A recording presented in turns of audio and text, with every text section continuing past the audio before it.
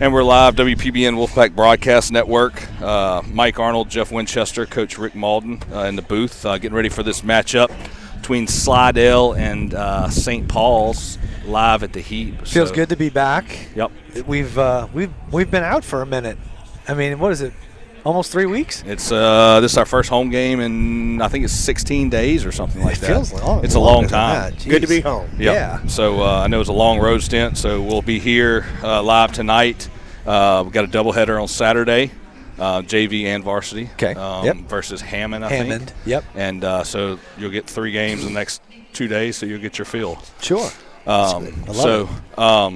Big matchup. You guys want to go through the starting lineup, St. Tammany Oshner pregame show? Yeah. Jeff, I'll let you kind of read through them. Okay, I'm going to apologize ahead of time to all my Slidell Tiger fans out there. Leading off, we have number 1 is going to be the DH is Easton Lemuel. Hitting second, number 13 is going to be Peyton Strahan. He's at third base. Hitting third is going to be Jackson Dudenheffer, number 23, behind the plate. In the cleanup spot, we have number 2, Jay Davis, who's on the mound tonight for the Tigers. In the 5 hole, we have Corey Cousins, number 5, going to be playing center field. In the 6th spot, we have Grant Bonifaz. Bonifaz? Say that 3 times fast. Bonifaz, okay. I think I'm saying this right. It's the first time I'm seeing it. Number 4, he's going to be in left field. Then we have in the 7th spot, Trey Fletcherich, number 19, is at first base. In the 8th spot, we have Joseph Monahan, number 9 at second base. And in the 9 hole, we have number 8, Brady Johnson, playing shortstop. Cool. And then Justin St. Clair, number 18, is going to be playing right field. He is getting DH'd for. Is this our first district matchup, or? No, well, we played them. We played the other them night over at Slidell. St. Paul's got the win on 15 to 3. 15 to 3. Yeah, 15 to 3. So St. Paul's starting lineup. We got leading off for the Wolves. We got number 4, Aiden Barrios, playing right field. 2 hole, we got Steven Spolita behind the dish. 3 hole, we got the LSU commit, Cade Anderson, in center field. Fourth, cleanup, batting fourth. Number 6. Both of those. Yeah, both of those. Doubled up, shortstop, Trent Kaimi, number 6. It has been 16 days since we broadcasted. Yeah. Following up by Ethan Williams in the 5 hole at DH, number 19. Then on the hill for the Wolves, Logan Pontiff, excited to have him back, number 12. David Cherry at first base in the 7 hole. Then followed up by Johnny Hammer at second base, and then 9-hole freshman Easton LeBlanc on the hot corner over there at third base. And Drew Bodie's going to be in left field, but he's getting DH4 by Ethan Williams. And that's our starting lineup. So, should be a good game. Yep. Excited to see Pontiff on the hill. He had an ankle injury at the beginning of the season. He's been fighting back, working back hard. Was he in the game the other day? He was. Okay, actually, I know he's. Yeah. Okay. Yeah, I want to say this is his maybe second or third or fourth game back. I think he was able to play in the Jamboree at Mandeville last week. Yep. So I do think he's played in a couple different games. So let's take a quick commercial break. When we get back, we'll get started with our game here, Slidell versus St. Paul's. Want to thank St. Tammany Oshner, official pregame and postgame sponsor of the Wolfpack Broadcast Network. And we'll be right back.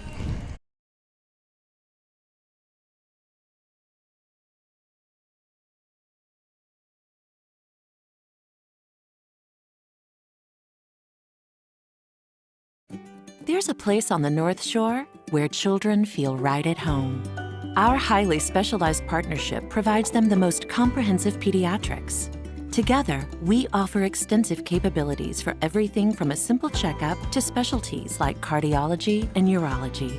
So, while they have so far to go in life, all they need is right here. Ochsner Hospital for Children at St. Tammany Parish Hospital. Advanced care for kids of all ages. There's a place on the North Shore where children feel right at home. Our highly specialized partnership provides them the most comprehensive pediatrics. Together, we offer extensive capabilities for everything from a simple checkup to specialties like cardiology and urology. So, while they have so far to go in life, all they need is right here. Auctioner Hospital for Children at St. Tammany Parish Hospital. Advanced care for kids of all ages.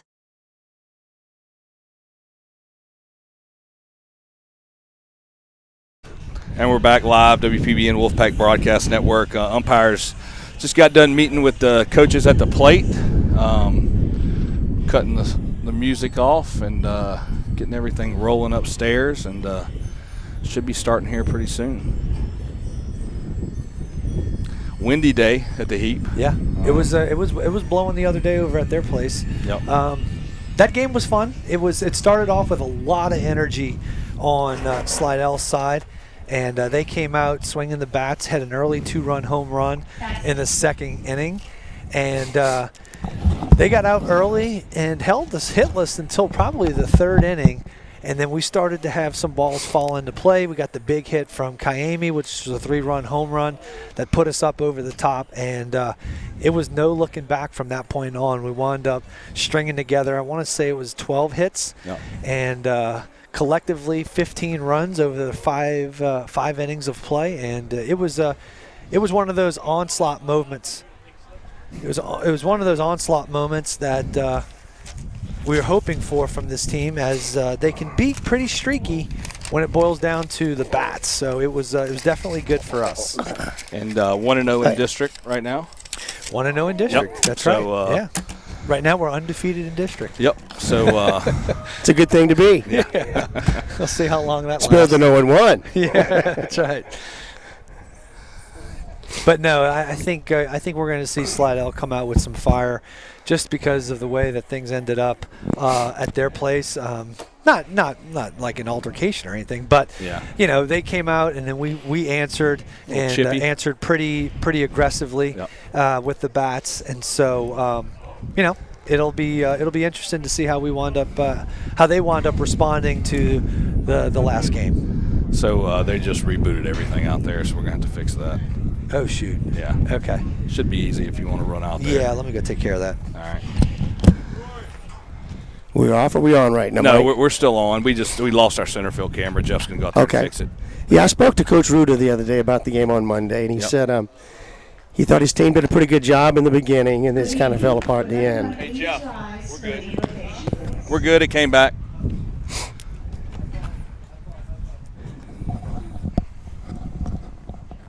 Let us remember that we are in the holy presence of God. Lord, we thank you for bringing together the Slidell and St. Paul school communities. Tonight we pray you watch over and protect all those involved in today's competition. Help the student athletes and coaches to have heart and never to lose heart. We pray you help us to honor in all that we say and do while we gather here in your name. We ask all these in the name of Jesus, our Savior. Amen. St. Paul, our patron, pray for us. St. John Baptist de La Salle, pray for us. Live Jesus in our hearts forever.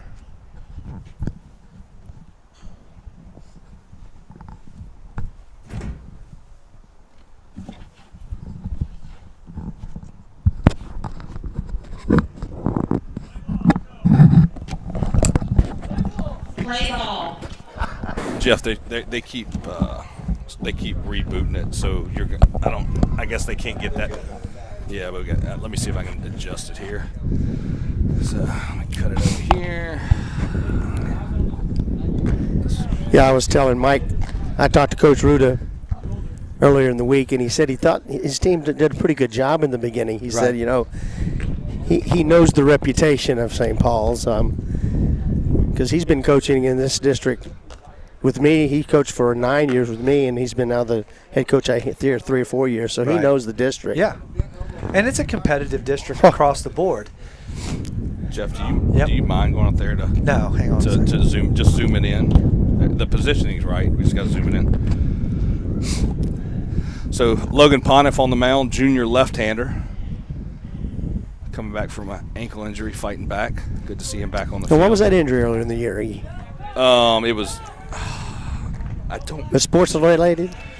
Yeah, but it was at practice. I can't remember, Coach. It's been a few weeks. Oh, they were base running, and I believe he slipped on the top of the bag rounding first. If that's it was low ankle, Right. I'm pretty sure that's what it was. Eason Lemuel, number 1. So leading off for the Tigers is going to be Eason Lemuel. Choking up on the bat, back in the box, short stance. First pitch from Pontiff, low and in for ball 1.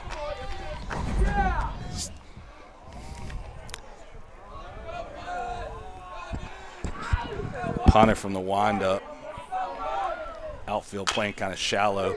Hard hit ball, squeaks by Hammer at second, gets into center field, and Anderson scoops it up for a leadoff single from Lemuel. It's going to bring up number 13, Peyton Strahan for Slidell. Now batting, number 13, Peyton Strahan.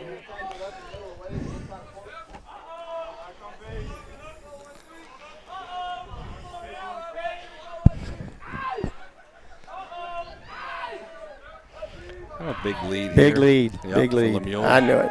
Quick move over by Pontiff. Lemuel gets back safe. He's probably looking to go first move on there, Coach. Yes. He's going, right? So another big lead. Pontiff comes set, looks over, slide step, fastball, strike 1. Quick to the plate, though. It's Yep. going to be tough. Yep. That's the key to that, right, Coach? Yes, it is. Especially somebody going first move right there. I mean, Spalita's got a good arm behind the plate. Another fastball for a strike from Pontiff. 0-2 on Strahan. You looking for him to go here on this pitch? No.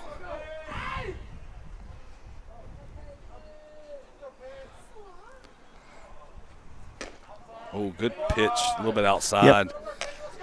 So Pontiff looked him all the way back to first on that slow leg. Right. Yeah. 1-2 count. Kind of a dinker. That's going to drop in there for a base hit. So It's tough. runners on first and second. No outs here in the top of the first of the heat. St. Paul's hosting Slidell for District 5A matchup.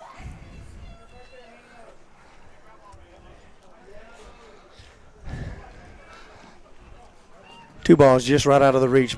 Both. Yep. 23, Jackson Dudenheffer. Looked like that was a fastball too on that. Yeah, he that kinda 1-2 jammed him. count. So 4 straight fastballs for Pontiff. Runners on first and second. Cherry playing in on corner at first base. Shows a bunt. Good bunt down the third base line. Easton LeBlanc comes in and fields it. Makes a great play. Very nice play. Executed well. Yep. And defense was very good. Jeff, it's good. So that moves the runners over to second and third with 1 out here. Top of the first after that sacrifice bunt by Jackson Dudenheffer, the catcher for Slidell. It's going to bring up Jay Davis, the cleanup batter. Also the pitcher in today's game for Slidell. Batting from the left side. Runners in scoring position here at 1 out on top of the first.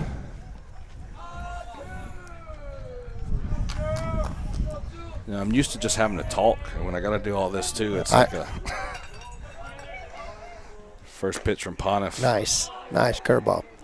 An all-speed pitch, strike 1. So you played at Beauchene today, Coach? I did. Okay. I did.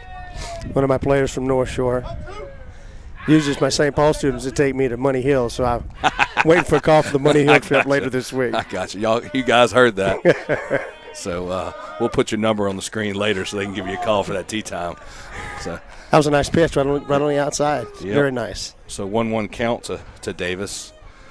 Pontiff out of the stretch.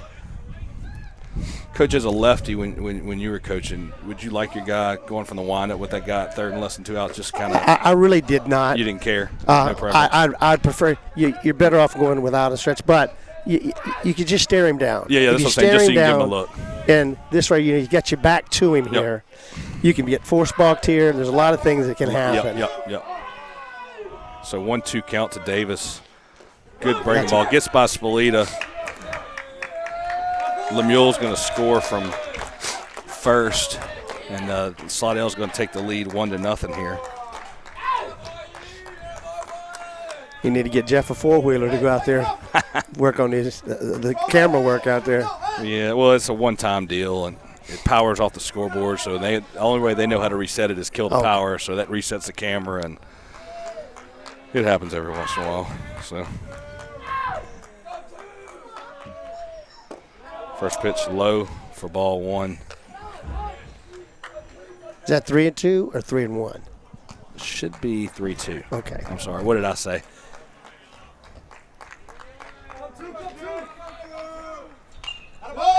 Foul back.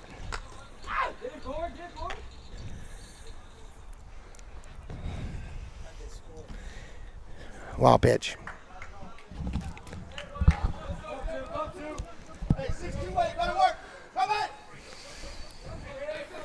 So full count here to Davis.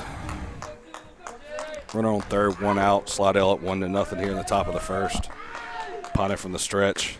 Oh, Good strike on the outside corner. That's a Top Velocity strikeout. I want to thank Top Velocity, official strikeout sponsor of the Wolfpack Broadcast Network. Brent was up here. Porcio. Oh, really? Yeah, a few games back. Brought a pretty interesting guest that works out for him that pitches in the pros, broke his arm in half. Pretty good story. Oh, my goodness. So.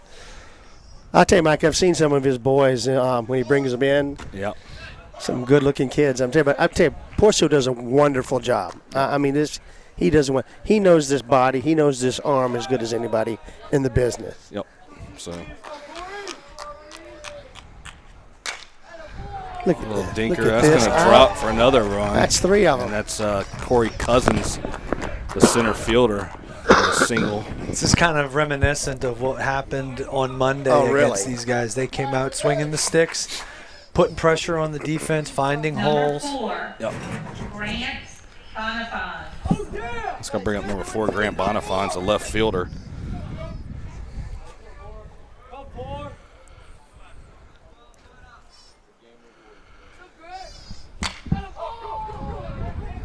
Bonifant hits one to left, and that's out number 3. Hardest hit ball right there. Yep.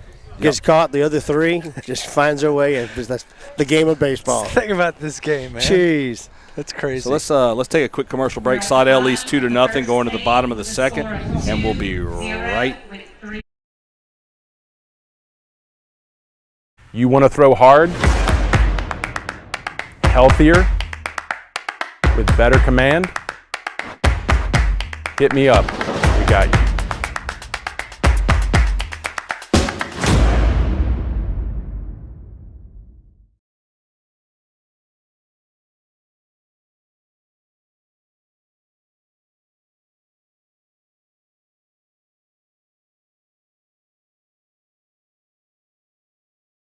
Hi, I'm Brent Porcio, the CEO of Top Velocity, and we'd like to show you the scientific methods we've developed to building elite baseball players. We evaluate biomechanics and their athleticism, like mobility, speed, strength, power, to identify where they have restrictions or deficiencies in their abilities. The Top Velocity methodology has given us the ability to produce more 90-plus testimonials than any other program in the world. Contact us now for more information.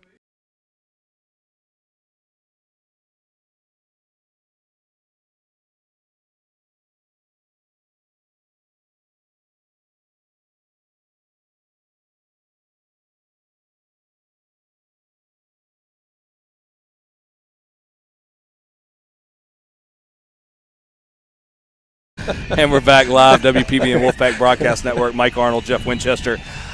And one of the newest inductees to the LHSAA Hall of Fame, Coach Rick Malden, 25-year head coach at St. Paul's for baseball, 15 at North Shore, you said?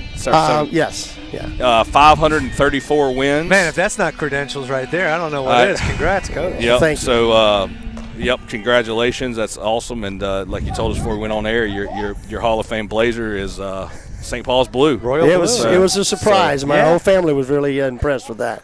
Very nice. Does that? Well, you did spend you have it in 25 the closet, years. or does it stay somewhere? Is it like Augusta where you get to put it on when you go to the next banquet, or? Only when nobody else is around, I'll put it on. Walk around the house by you myself. Drink coffee in the morning? I do, every once in a while. Well, you're more than welcome to wear it up here, Coach. So. I'm telling you what, it'd be accepted here. Yeah. I know. It's the exact same color. We'd love to see it. I told Coach Maneri, LSU ex-coach, he said, that really looks good on you right there. He said, it does, doesn't it? Yeah, so that's number 4, Aiden Barrios leading off. And, Jeff, you got to help me with the sun in my eyes and no roster. I'm trying to eyeball our lineup. Our lineup got confiscated. Yeah. So Coach Gibby needed his lineup. I do have it written down, or it was actually texted here. Big cut by Barrios for strike 2. Now or that actually, to make it 1-1, sorry. We got game changer going now, so. But if you're out there watching, whether you're in left field or at home, and we can always use more volunteers for the press box, for the streaming, for the game day operations. Yep. So we're bare bones here. So scoreboard. Shout out to the moms in the press box right now. Picking up the slack, man, for sure. So ground ball over to third base by Barrios. Cleanly fielded by Peyton Strahan at the hot corner, and he throws over for out number 1 in the bottom of the first inning here. Number 5, Steven. I'm sure there's a number of moms that would love to be drinking a martini sitting on the outside of the fence or watching the game. Instead, they're out there busting their butts, working in the concession stand, up in the press box. And kudos to them for stepping up when we need them the most. Absolutely. So number 5, Steven Spallita at the plate for the Wolves. Takes first pitch for ball 1. Looks like a little bit outside there.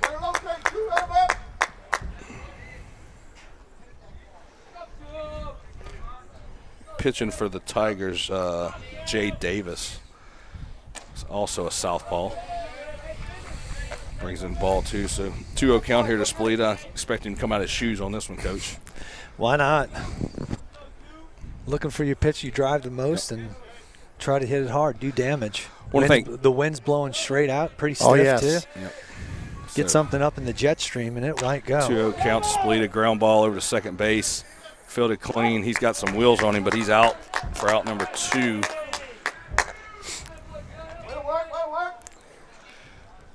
Number 11. And that's going to bring up number 11, Cade Anderson, the center fielder. I want to thank In-N-Out Urgent Care, official scoreboard sponsor of the Wolfpack Broadcast Network. We got some nice new foul pole banners out there for In-N-Out Urgent Care. Those are pretty cool. So very fitting that it says In-N-Out right there on the foul pole. Yep. So that's cool.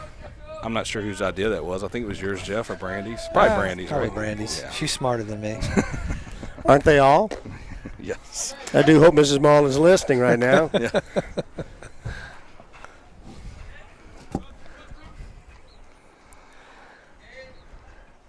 Davis from the windup, a 1-0 count to Anderson, takes ball 2 up top. So the left-hander for Slidell got a little action last year, and so he's. Yeah. I think Coach Root is expecting some things out of him this year.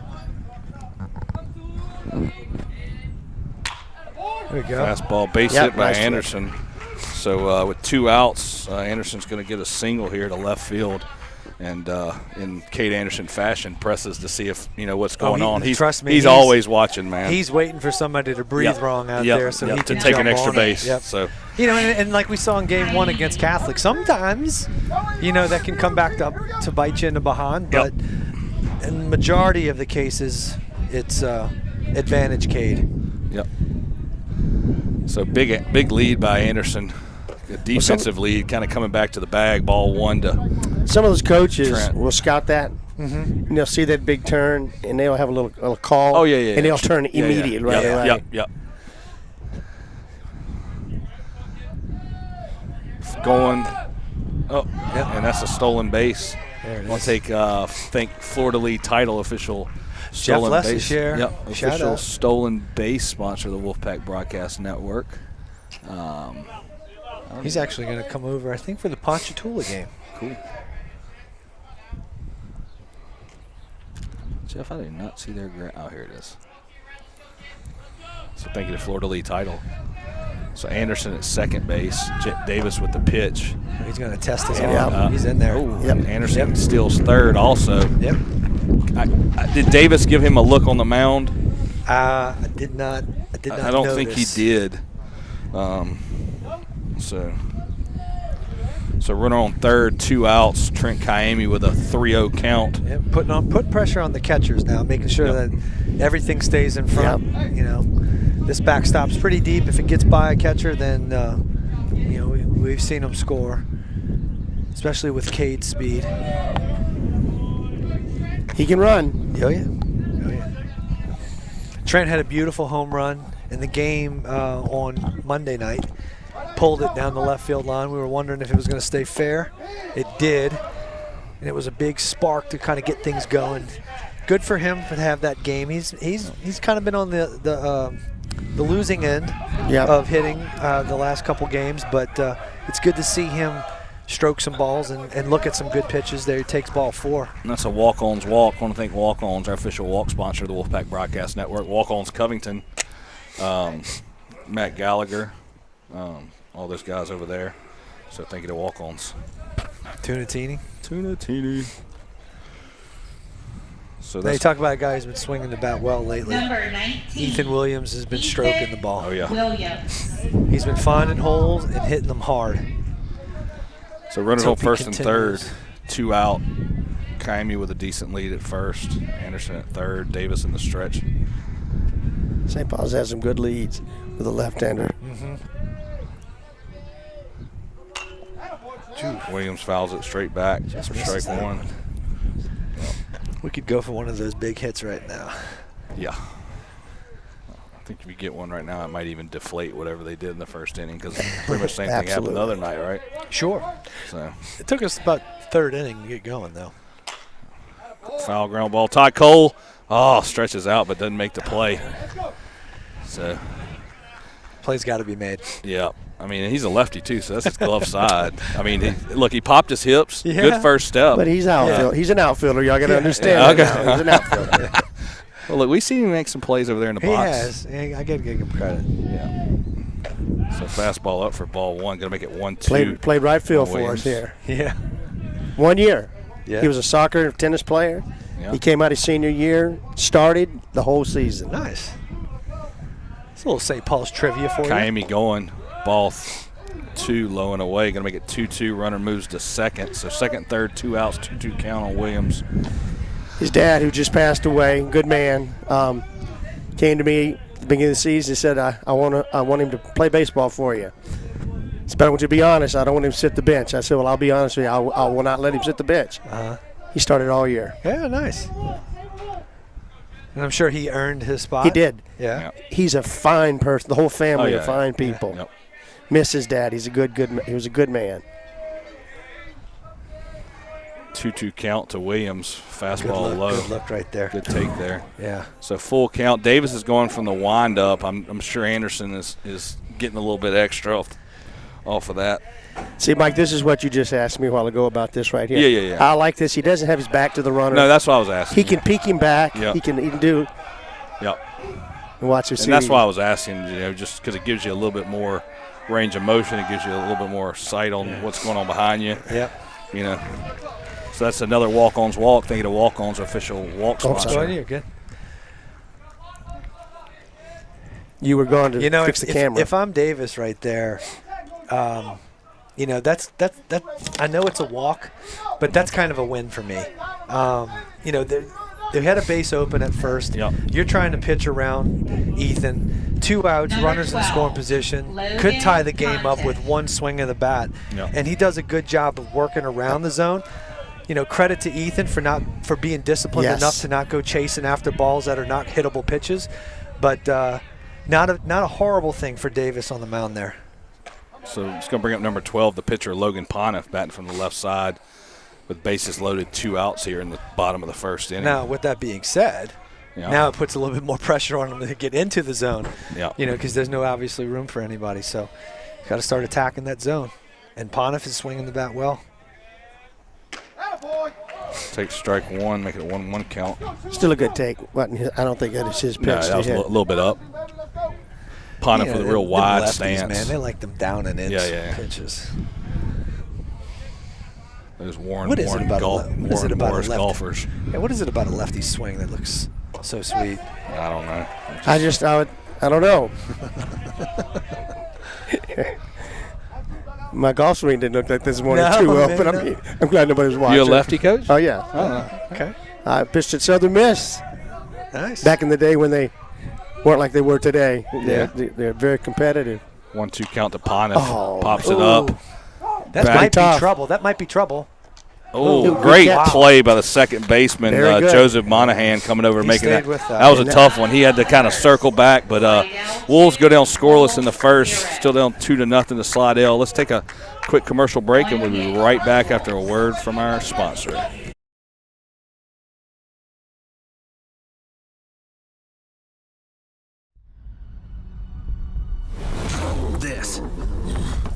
This is a walk-on athlete. They push harder and put their heart into the game. This is the passion we're built on. It's why we put our heart into creating game day with a taste of Louisiana.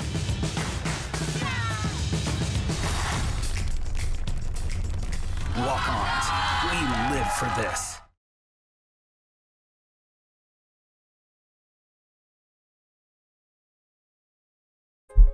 In and out urgent care. Serving our community with rapid COVID testing, flu shots, DOT CDL physicals, treatment for allergies, rashes, cuts, cough, and cold, and state-of-the-art on-site x-ray. Visit any of our 4 locations 7 days a week or bring the mobile care van to your business and test up to 300 people daily. Schedule your appointment online at inandouturgentcare.com. In and Out Urgent Care and Occupational Medicine. Feel better, faster. And we're back live, WPBN Wolfpack Broadcast Network. Wolves down 2-0 here in the top of the second inning. Logan Pontiff on the mound for the Wolves. Fastball up for ball 1 to Corey Cousins, I believe. No, this is Trey Fletcher. Trey Fletcher. Yeah. And check swing strike 1. I want to thank In and Out Urgent Care, official scoreboard sponsor of the Wolfpack Broadcast Network. The ball was touched in the gap. Yeah, right center. That's given, that's going to get over with the drifted. wind. That carried over to the eyeballs roofing sign in right center. And it's going to be a stand-up leadoff single for Fletcherich to the right center. Double. That ball didn't look barreled off the bat. It just floated. It caught in the wind. And you saw Anderson still tracking. And then Bodie just – it looked like it turned – Barrios looked like it turned him around a little bit. That wind's going to play havoc with the outfielders. And it was high enough for sure. Number 9. Start playing games with those guys. It's going to bring up the second baseman, Joseph Monahan. Made a great play to end the bottom of the first, catching a fly ball and kind of right on the line behind first base. Pontiff looking back at the runner, goes to the plate. Oh, he shows bunt, bunts it over to Pontiff, fields it. Nobody's at first. Yep, we got it. And then Hammer comes in to make the play. Just in the nick of time. Yep, for out number 1. But that moves the runner to third base. I was going to predict that Coach Ruda would push him over to third. Yeah. So Brady Johnson. that's two innings, two bunts to move runners over. So small ball, small ball. He plays the percentage of the game. That's what he's supposed to do. Yeah. We've kind of lost that a little bit. Well, with everything being grip and rip, and, try to swing for the fences or strike out one or the other. Yes. It's almost like the art of moving runners around has somewhat been lost.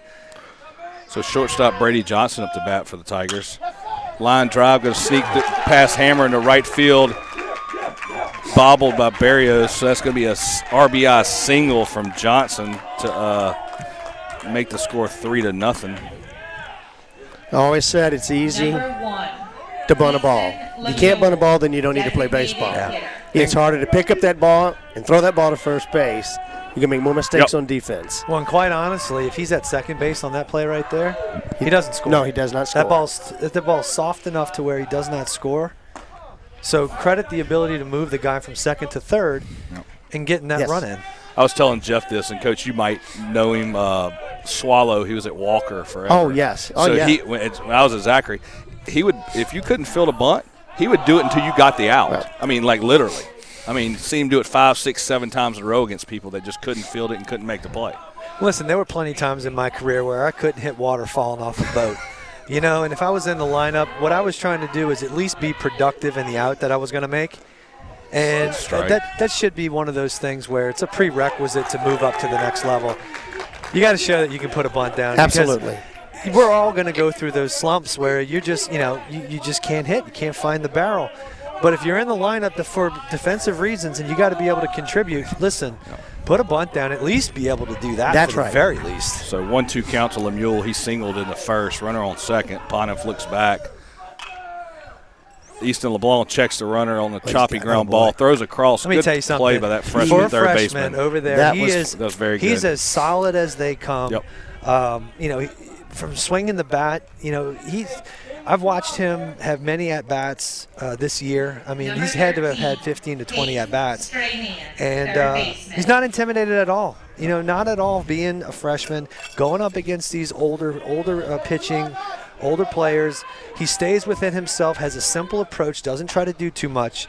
And he's been swinging the bat really well lately. He had a couple hits the other day, a few RBIs. So credit to Easton for stepping up in a young role. Yep. Yes. Being a contributor. Yep. He's definitely got the baseball IQ. You can see he's played a lot of games in his young career. Poniff looks back. 1-0-1 count. Get over to right field, and Barrios comes in to make the catch. That's good. And that's going to be out number 3. So Slidell gets one more run, leaves one runner stranded, takes that lead to 3, and we're going to go to the bottom of the second. Slidell 3, St. Paul 0, and we'll be right back. In and out urgent care. Serving our community with rapid COVID testing, flu shots, DOT CDL physicals, treatment for allergies, rashes, cuts, cough, and cold, and state-of-the-art on-site x-ray. Visit any of our 4 locations 7 days a week or bring the mobile care van to your business and test up to 300 people daily. Schedule your appointment online at inandouturgentcare.com. In and Out Urgent Care and Occupational Medicine. Feel better, faster. You want to throw hard, healthier, with better command? Hit me up. We got you.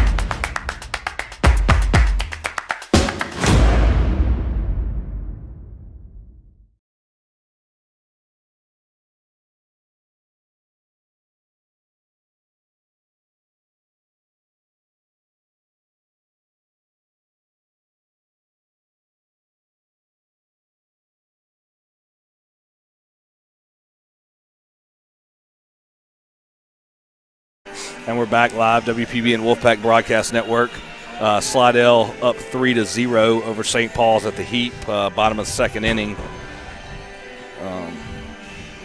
Coach Malden just reminiscing over some of the monster shots that Jeff hit at this field. So one that I honestly, my youngest son still talks it. I'm serious, coming somewhere around Hammond, Ponchatoula area. But that was one of many by Mr. The glory, Winchester. Glory days. Swing hard in case you hit it. That's what I tell my boys. I think we still do. We still have that UV filter on that camera? You think? I don't know if we took it all. We might have to go check it. There's Lenny up there. That's gonna bring up David Cherry, first baseman for St. Paul. Takes ball 1 upstairs. I spoke to Mick earlier in the season, and he was talking about third base.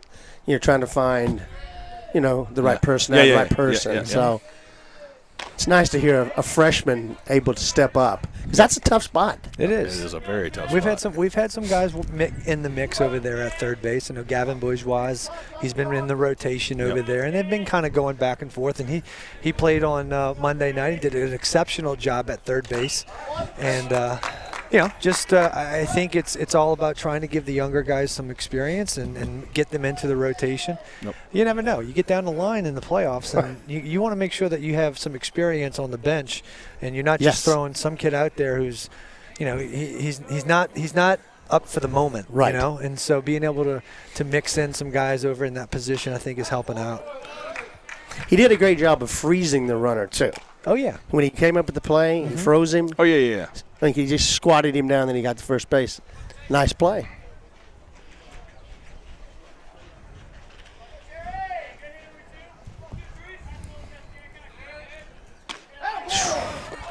And Cherry goes down strike 3 for out number 1 here in the bottom of the second. Yeah, the kid give credit. It was a good curveball. Yep. Johnny Hammer, second baseman. Let's going to bring up Johnny Hammer, the second baseman for St. Paul's.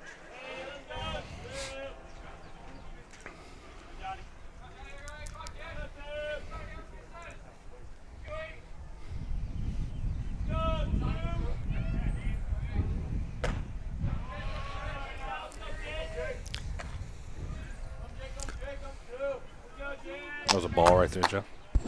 The ball high outside. Yes.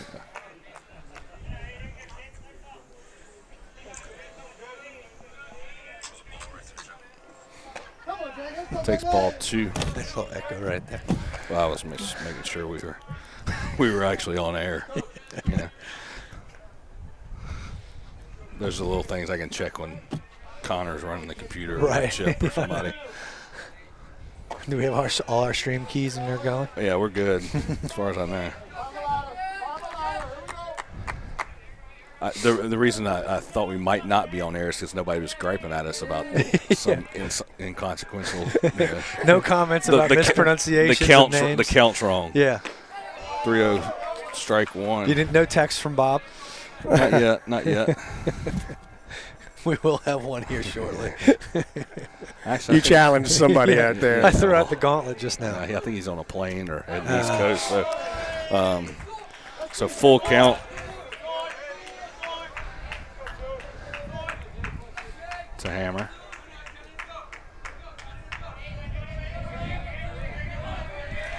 Three-two count. Fastball in. Close, just misses, but that's a walk-on's walk. Take it, though. Yep. That's a good take. Yep. I want to thank Walk-On's official walk sponsor of the Wolfpack Broadcast Network. So runners on first base. No outs. Going to bring up the freshman third baseman. We were talking about Easton LeBlanc. He's got a really good approach at the plate. I say that now and probably prove me wrong here in a second. But, you know, watching him over the last several weeks, the way he goes about his business, doesn't try to do too much. 6-swing strike.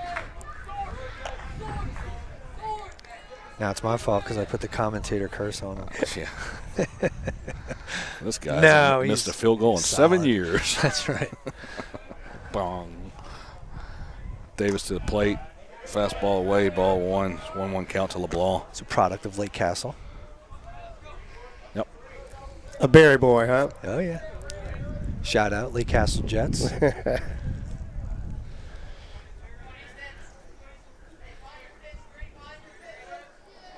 Davis from the stretch, short lead. Oh, right over our heads. WPBN streaming deck. Oh, and the guy in the dugout makes a catch. Nice. So, 1-2 count to LeBlanc.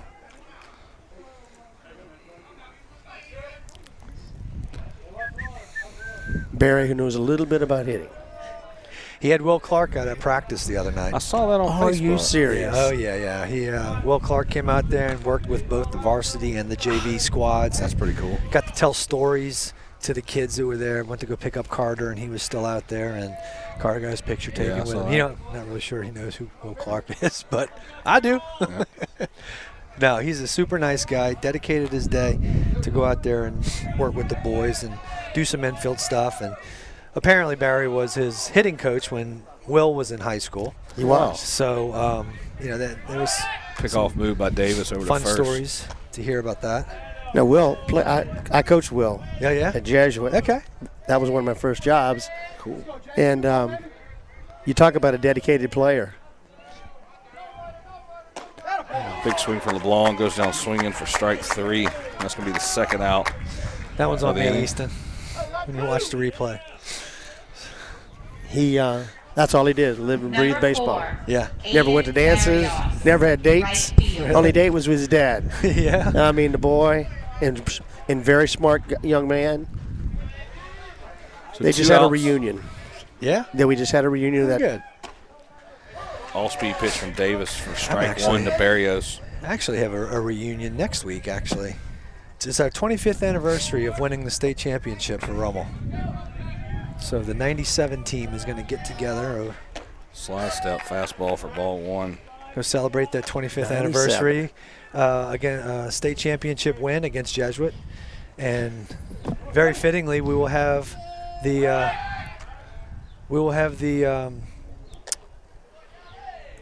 not banquet, but we'll be being honored at the Rummel Jesuit game. Oh, wow. Actually, yeah. Not to rub salt in the wounds of all the Blue Jay fans that are out there, but both teams are having a good year too. Very fitting. Yeah. Yep. Speed pitch to Barrios for strike 2. Davis has his breaking ball working pretty good, and it's keeping him off. Although I will say it's a little high for my liking, especially coming into right-handed hitters. He's leaving it up.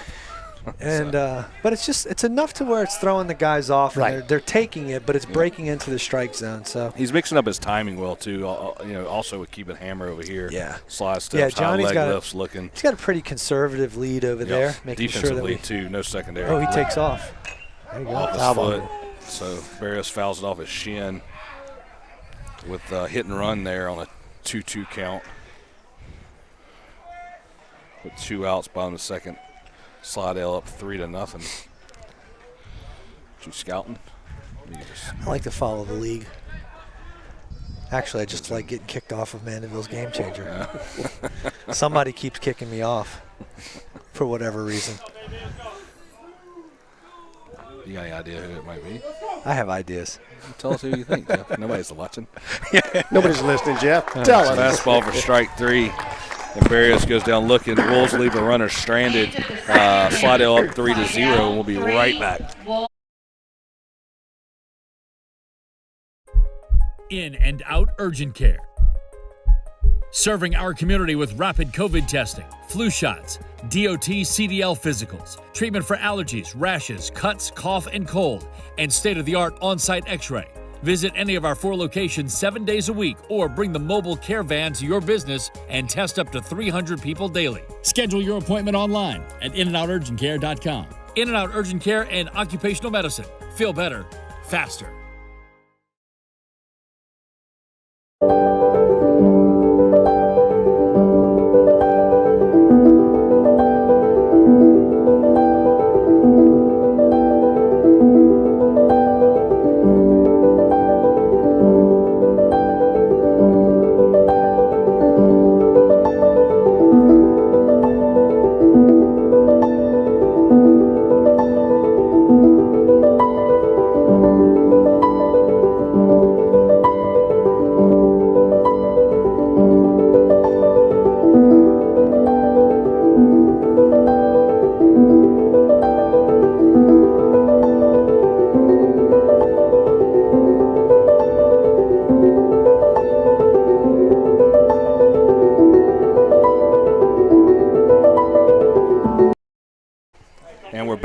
WPBN Wolfpack Broadcast Network. Thinking of River Rock Stoneworks. Had to cut that commercial a little bit short. Official Mound Visit sponsor for the Wolfpack Broadcast Network. Going to the top of the 3. Slidell is up 3-0.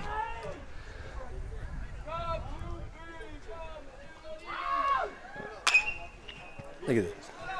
Ground ball to Kaimi. Good range right there by Trent. Gets him very out nice for play. out number 1. Very nice play going across his body. Yep. It's not the easiest thing to do on a ball that's hit up the middle that hard.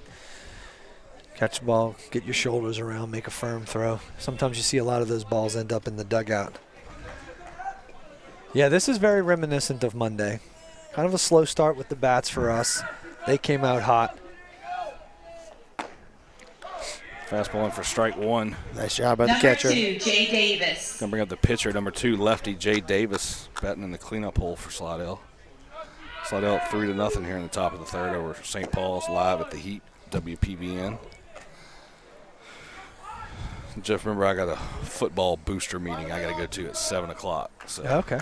So I'll be cutting out about 6:50. I got the reins, man. I know. Big cut by Davis for strike number 2.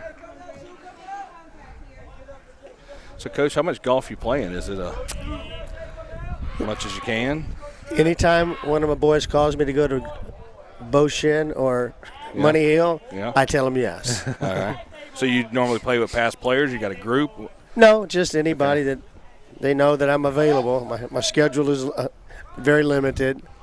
Now, don't you play with Dave Fielding and them sometimes? No. You wasn't with that group? You know what I'm talking about? I do know. Okay. Yeah. Ooh. Big cut by Davis down the right field line, foul. and that's going to be foul right over by the In and Out Urgent Care My fair foul pole. back problems limits me to really playing a whole lot. Yeah.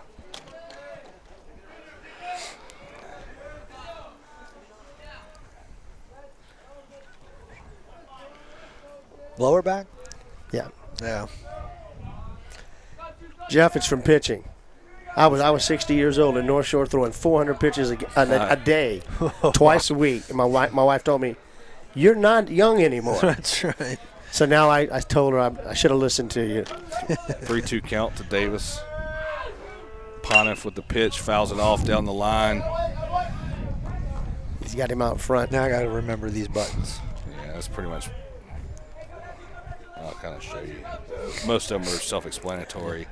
The outs are a little sketchy, and this goes up an inning, that goes down an inning. Okay. So 3-2 count. That's a good pitch. A little bit off speed, wasn't it? Yeah, it was. He had him off balance the last two pitches. So he flies out to right field for out number 2. Very nice pitch. And look, Jeff, out 1 and out 2. There's no obviously out 3. It's not the pluses and minuses aren't what they are. They're the bubbles. Yeah, I gotcha. So that's going to bring up Corey Cousins, the center fielder. So, Coach, I'm gonna send you the information, but I got a couple teams in a fundraising golf tournament at Carter Plantation. Ground ball to Kiami for out number 3. All right, here we go. I got a spot for you if you want it. So it's in May, so it's a long time out. Okay.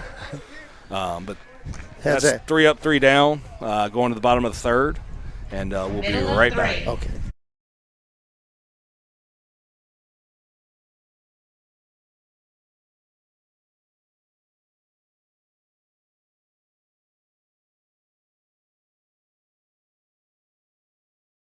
You want to throw hard, healthier, with better command? Hit me up. We got you.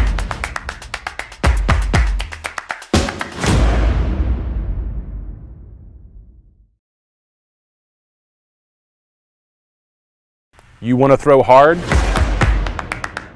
healthier, with better command? Hit me up. We got you.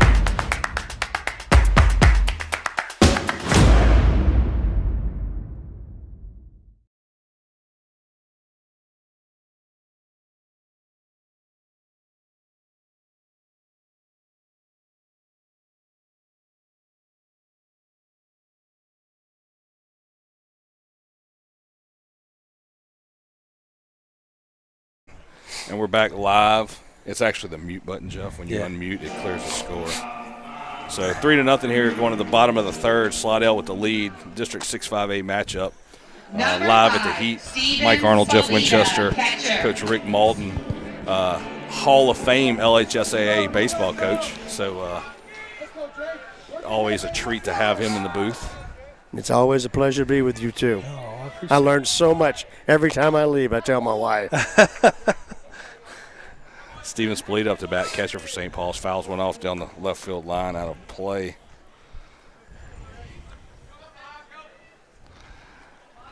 Ooh, that sun's in the bad spot right now. Yeah, we were kind of talking about that the first game. We were wondering where it went. Well, that's where it was waiting on the daylight savings time is what it was waiting on. Yeah, that's exactly it. So, had the pleasure of meeting your daughter-in-law. Jean. Yep, for football because sponsorship? Yeah. Yeah. I can't think. Renee Fredericks. Yeah. She's trying to access a database of sponsorships in your head. Yeah. Like which one I'm was trying it? to think of football. Which one was it? Class of 1993. Yeah. She's an avid fan, I'm telling you. Yep. So 2-1 count to Spalita. Takes a ball low. He's been throwing a lot of pitches, though. Mm-hmm. So let's see where he's at.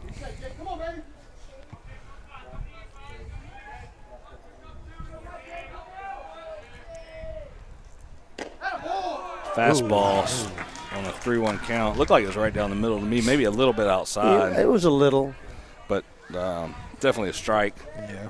Umpires don't like that. Especially when you're already 2 steps out of the box as a strike. Umpires do not like that. So 3-2 count to Spalita. Davis with a fastball. Ground ball over the first baseman. Big hop, stays fair, and he takes it himself.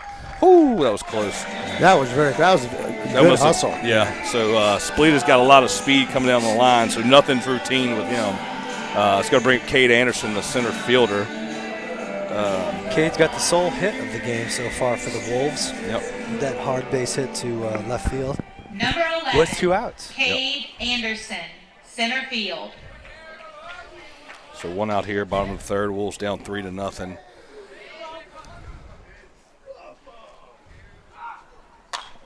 Oh, pops one up sky high. Second baseman camping out underneath it to make the out. And that's going to be out number 2. Usually he's a little more patient right there. That's Cade. Jeff, what kind of bat was that Anderson had? Is that a newer Marucci? Or is that an Easton? From here. That's an Easton. Or is that Marucci? No, it looks like a Cat 9, doesn't it? Yeah, it looks like a Cat 9. It just sounded different than that Marucci. Sometimes you didn't have that. You hit those balls differently on the barrel, and it sounds different. So fastball up to Kiami for ball 1.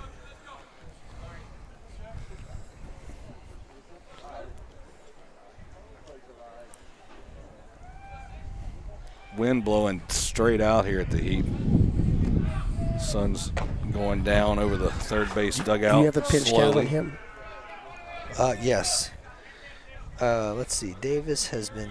He is at 57 pitches. Fastball away. 3-0 count here. He needs a quick inning here. He's right at about 50-50 strikes to ball ratio. That's what I thought.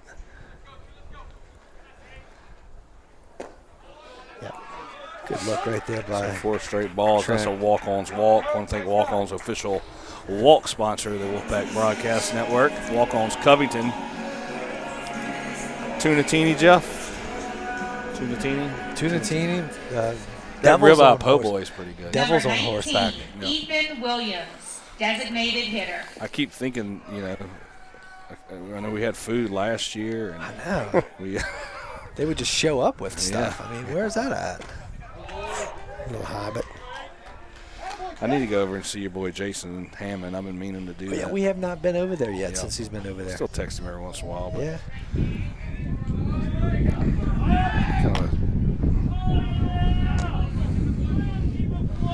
Davis keeping him honest over at first base. Kind of a funky little. That was the first time he's made a move like that normally. Yeah. There's that breaking ball. Yep. Coach, as a left-handed pitcher and as a coach over many decades, what are your thoughts on the pitchers that stay on the runner all the way to the plate? It's got to be hard to find your target there if you're not ever seeing it, right? Well, you try not to do that. You see he's doing a good job. So drop third strike there. What's he doing? And that's going. Oh, geez. Kiami's going to go to third as the catcher throws it down to first. It's a good base running. St. Paul's. He can't go there though. Oh, it's 2 outs. This two. I'm all over this game. I'm getting all over the catcher. What's he doing now? Yeah. 2 outs. Too much time off here, Rick. Well, I had you locked into a discussion of looking at the plate. You did. So. I thought you had a beat on Kiami going to third, and maybe you were hoping for a fake throw to first. Well, that's what I thought he was. Well, I thought you were saying why are you throwing it because there's you're way at the backstop. All you can do is throw it in right field. Well, I was still thinking about your question. Yeah, I know that, Coach. Those left-handers are just funny people. They're just different. Well, they throw with the wrong hand. Everything. Yes, they do everything wrong. So number 12, Logan Pontiff, lefty, coming up to bat. Pontiff popped out his first at bat. First and third, 2 outs. Takes fastball up for ball 1. Good take there. You need to chip a run out of this one here. You got to take advantage. You got to get one, at least. Take advantage of that ball that bounced off the front end of the plate there. I got to go fix this other camera. It's got that filter on it. Fastball for strike 1. Jeff, you think you can run this while I'm gone? I'll give it a try. All right. I'll be right back.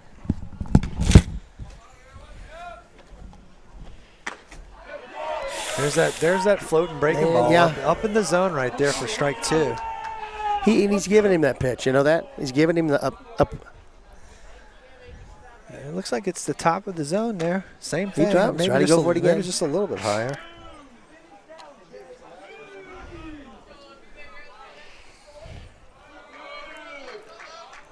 2-2 on the batter. Yep. Oh, one more short hop. Yep. Blah, blah, blah, blah. Oh, he just got him. Yep. So Pontiff grounds out to second base to end the inning and the threat. And we're going to head over to the top of the fourth inning with the score Slidell 3 and St. Paul's nothing. We will be right back with a word from our sponsors.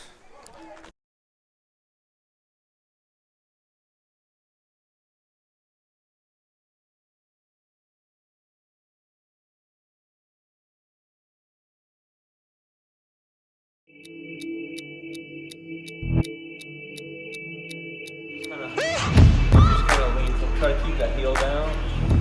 Kind of lean forward. You should kind of feel that work rolling. So you felt that hip flexor kick?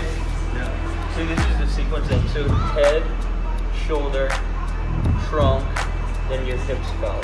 Okay. So when you go that way, you're not gonna hurt anything by going any further. Yeah, I feel like yeah. I wish I had this stuff years ago.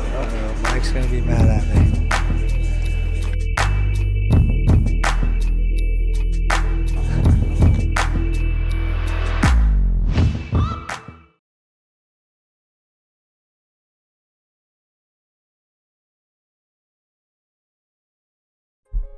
In and out urgent care.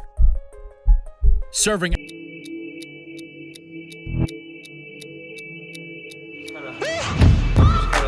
Try to keep that heel down.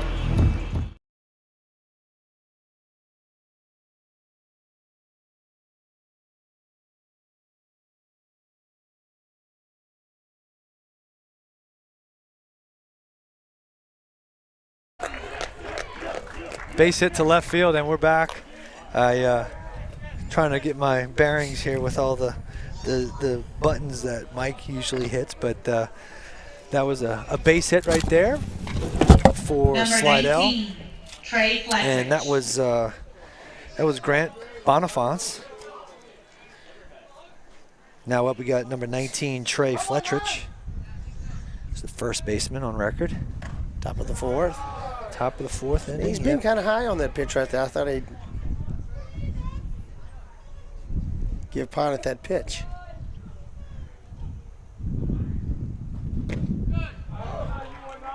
All right, top of the fourth. Where are we at? 1-1? 1-1. 1-1. All right. Oh, shoot. Score.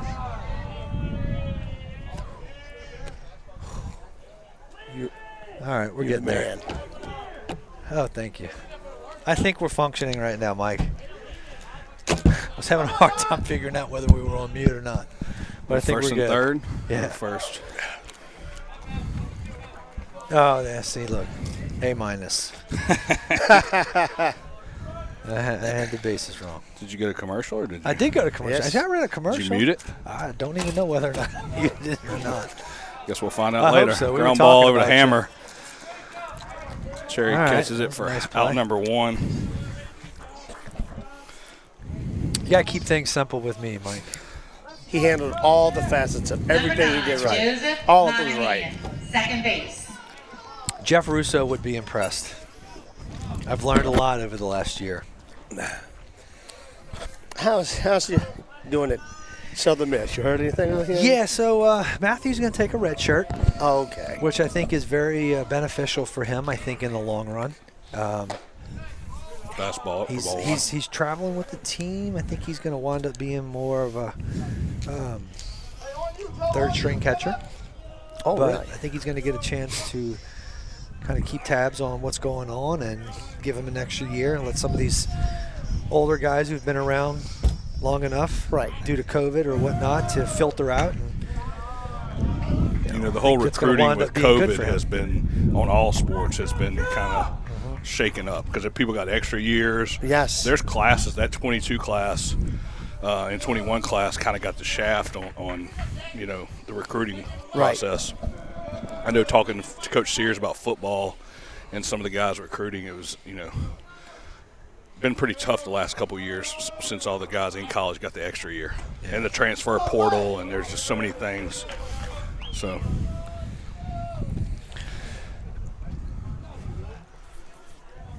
I looked up that I saw one. I think I saw one of my players playing for Delgado, for Joe. Oh, yeah? That because of the COVID and red shirting. Ground ball over to LeBlanc. Chases the runner back to second. Nice throws play. Over. Got him. Hammer. Nice Great play. play by Easton LeBlanc at third base. Another heads-up play on a ground ball over there by Easton LeBlanc. Kid's a ball player. Can't take No doubt anything about away it. from him. Number 8, Brady Johnson. Now, Coach, you said you saw one of your players over at Delgado. Are you still coaching or doing? Well, he was a freshman at North Shore when I left in 2015. Oh, okay. So he had probably graduated in 2019. I got you. Okay. But because of the red shirting, he's still playing. Backdoor pick from Slidell over to Cherry, safe at first. 2 outs here, top of the 4th. Slidell up 3-0. At bat, number 8, Brady Johnson, the shortstop for the Tigers. Brady is 1 for 1 today with an RBI. Ball low and away.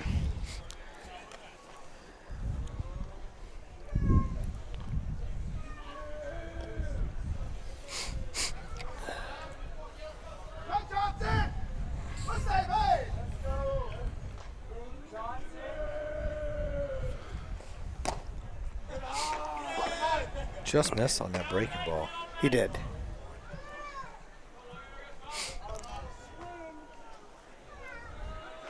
.3-0. Quick move over to first by Poniff, runner safe.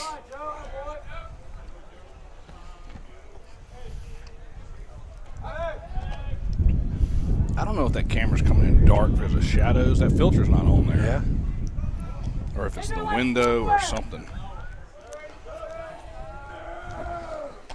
That's ball 4.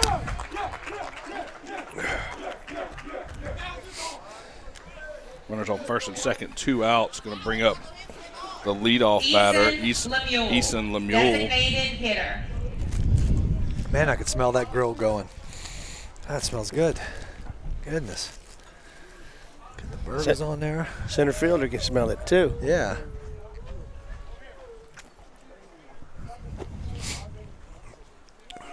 Looks like Coach Brad Fariza wants to go to talk to Logan Poniff about going fishing on Sunday. Calcutta Gold. Calcutta Gold. I think they're going to go out there and go catch some tuna. Coach Brad asking him right now what he likes to eat. Does he even like sushi? Does he like sushi? You can cut that open right on the boat. He's like, I'll give it a try. Yeah. He's like, I haven't tried it, but yeah, I'm up for things. Feel good. Calcutta Gold fishing charter, official mound visit sponsor along with River Rock Stoneworks. Mm-hmm. Alan Beaudoin. Yep. So shout out to those guys. So thank you to Calcutta Gold and River Rock Stoneworks. Actually the other day, if Coop has an off day, to go be a deckhand for him. Oh, wow. Apparently tips are good. That's some work there, buddy. Well, he can go do that. I know Coop's a hard worker and a good kid, but I don't know if that. Yeah, well, he might get caught a little off guard there. He needs to work. It's a line hard line. great play by Hammer. Johnny Hammer with the good job. Will be on ESPN tonight. That was a great job. Hard hit ball. Will be on ESPN. That was heading to the gap right there. Definitely was going to score some runs as the runners were on the move with 2 outs, and Johnny Hammer makes a great play, saving a run right there. So great play, Johnny. Hammer time. Man. We're going to go to the bottom of the 4th. Let's take a quick commercial break, and we'll be right back.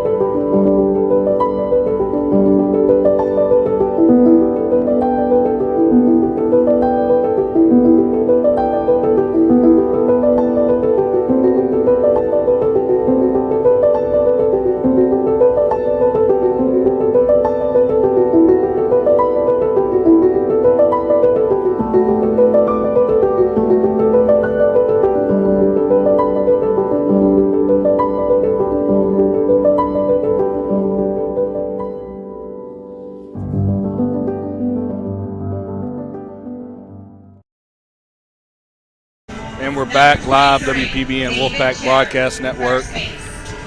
Slidell 3, St. Paul 0, bottom of the 4th inning. Bringing up David Cherry, the first baseman, to lead off this inning. Still got Jay Davis on the mound, lefty for Slidell. Starts him off with look like a breaking ball low for strike 1. Cherry chases it. I want to thank In and Out Urgent Care, official scoreboard sponsor of the Wolfpack Broadcast Network. 4 locations, soon to be 5 over by the West Causeway approach. Think of the Guzan family, In and Out Urgent Care.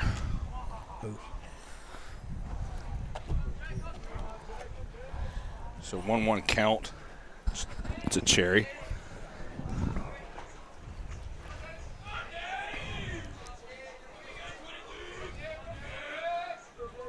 Davis with a fastball. Cherry barrels that one up. It's in the gap. He's all over. Yeah, covered some ground out there. Yeah, he did. He broke on it right away. Yeah, that hung up a little too much. Cherry flies out to center for out number 1.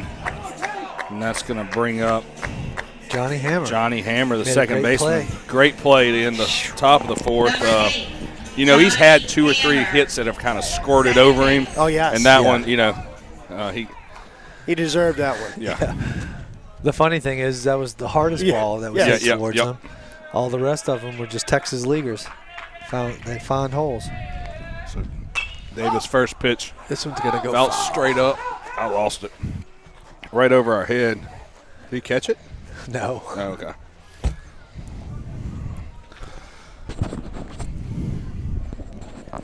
Well, I see the major leaguers are starting to.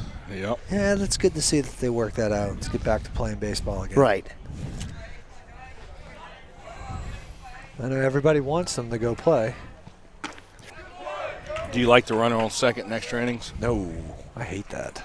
I agree I don't care about it during regular season. During the playoffs is where I don't want to see it.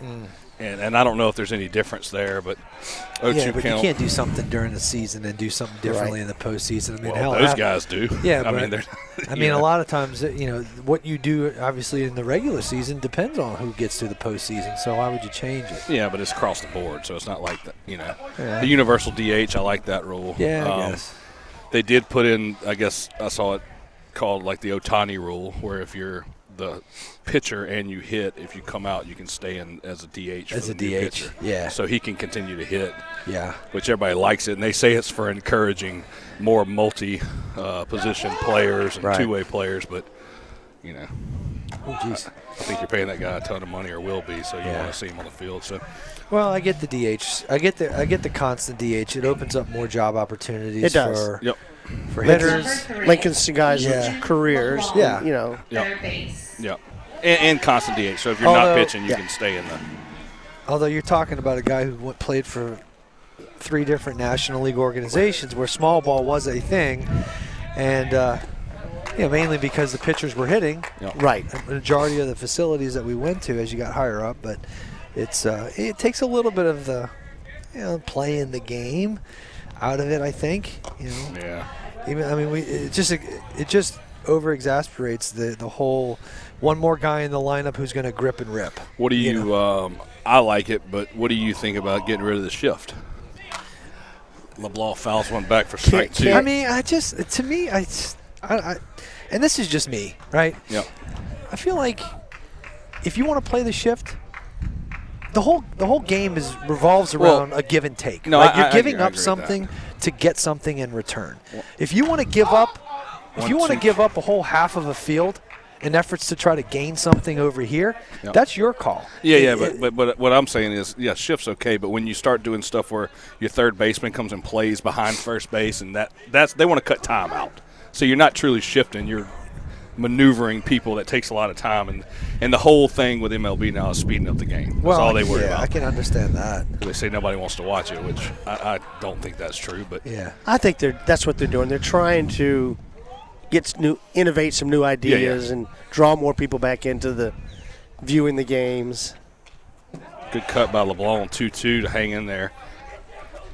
So 2 outs, 2-2 count. Easton LeBlanc, freshman third baseman, having a great game defensively. He struck out his first at bat. I was looking to try to kind of rebound on his second at bat. I heard somebody tell me, these guys get millions of dollars. Why don't they just hit the ball? Bunt it that way, poke it that way. I was like, well. And there is a truth to that, but nobody wants to see David Ortiz get up there when he was playing and kind of pooch one over to third base because he knew he could get on. And some people do it, and right. And then the next guy gets hit in the ribs or something, Yeah. So, still down 3-0 here at the Heat, going to the top of the fifth. Let's take a quick commercial break, and we'll be right back.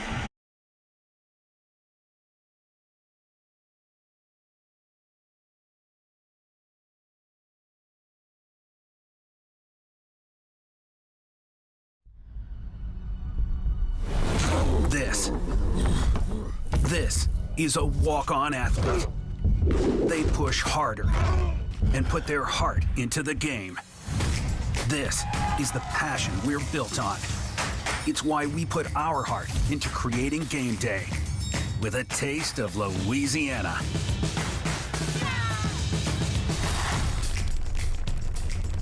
Walk-ons, we live for this.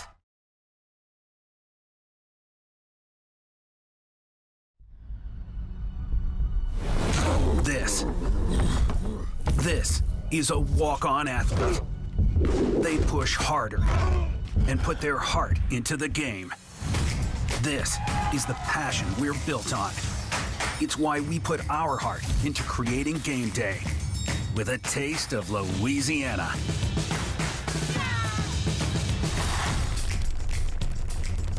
Walk-ons, we live for this.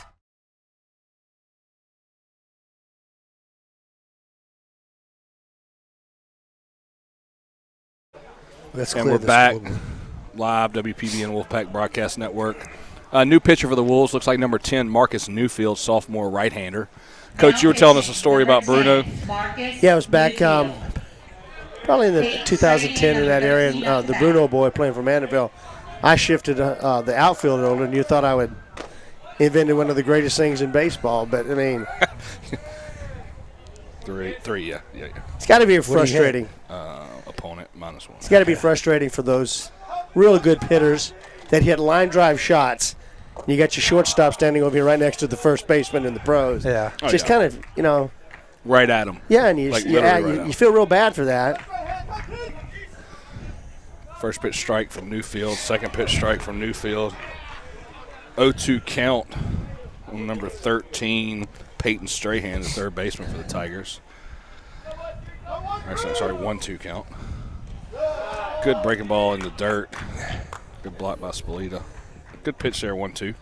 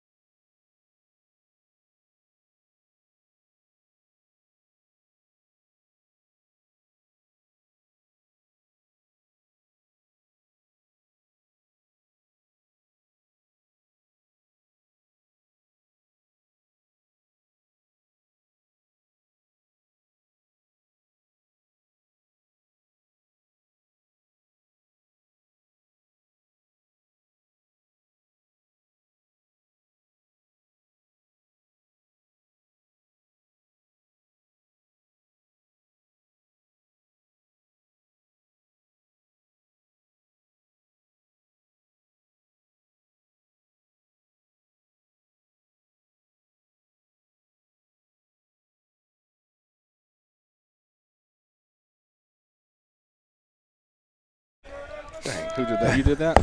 As soon as Chip walks into the booth, it gets Were we muted. muted the whole inning? Somebody so. text us? I guess so, yeah. Dang. Well, I don't know what we've been talking about. So Sorry, Marcus y'all. Newfield on the mound. We've been talking about him and his pitching and how good it's been, 2 up, 2 down, and apparently we've been muted the whole time. So 2-2 count, 2 outs to Davis.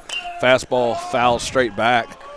So, Man, we had some really nice things to say about Marcus Newfield as well. yeah, nobody heard it. I don't know, unfortunately. Well, we can tell he's been fantastic. He's been doing very well. They'll come back to haunt you. Chip, some whip, Chip, pay tack in the attention, zone. working the board. I'm just walking up here. It only happens Gets him when out you're front, around. get it Chopper to Pontiff Keeps it takes fair. itself. So 3 Yeah. up, 3 down. Good inning by the sophomore Newfield, Marcus Newfield. Slidell keeps the lead 3-0. But Coach, we were talking about. He was talking about them picking up pitching signals. Right. I'm not sure if it's from the dugouts, from the catcher, or wherever it's at. But so Brent Porcio comes up here with Top Velocity, brings one of his guests who had broke his arm. First, what did he say? The first guy in the major leagues that's completely broke his arm and made it come back. Rehabbed it all the way. Rehabbed it all the way. He went to I guess. the MLB recommended him go to Brent for rehab and some stuff, and he did. Worked all the way back. Had a World Series ring sitting right here.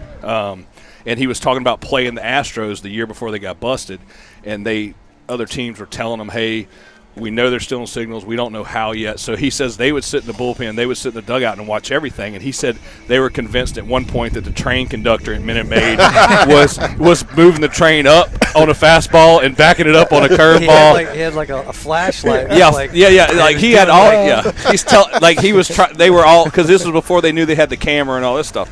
So he's telling us all these stories. Well, he was up here for probably 4 or 5 innings, and he's just listening. And then he goes, listen. He goes, they got it. First name, number, all speed, and right, and it was just funny him picking that up, but he said, they got a lot of practice, trying to figure out how the Astros do it. He said that they had, what did they say, Jeff, for the World Series? They had 5 different 4-number pitch sequences that were on the bills of their hats, and they even got to a point where they would change it per batter. And sometimes there was a runner on second per pitch. So they would get a signal of which sequence it was and then go into the sequence. Jeez. And it was like, that's your Astros cheating. I love my Astros. Hey, you're not cheating, you're not trying. It's fine. I was wondering there was a train that went by the Astros Stadium. But he thought they had hot dog vendors tipping pitches and everything. So number 4, is that 4? That's yes. 4. Aiden Barrios. Yeah, Aiden Barrios, the right fielder, up to bat. 3rd time through the lineup now. Let's try to make something happen here.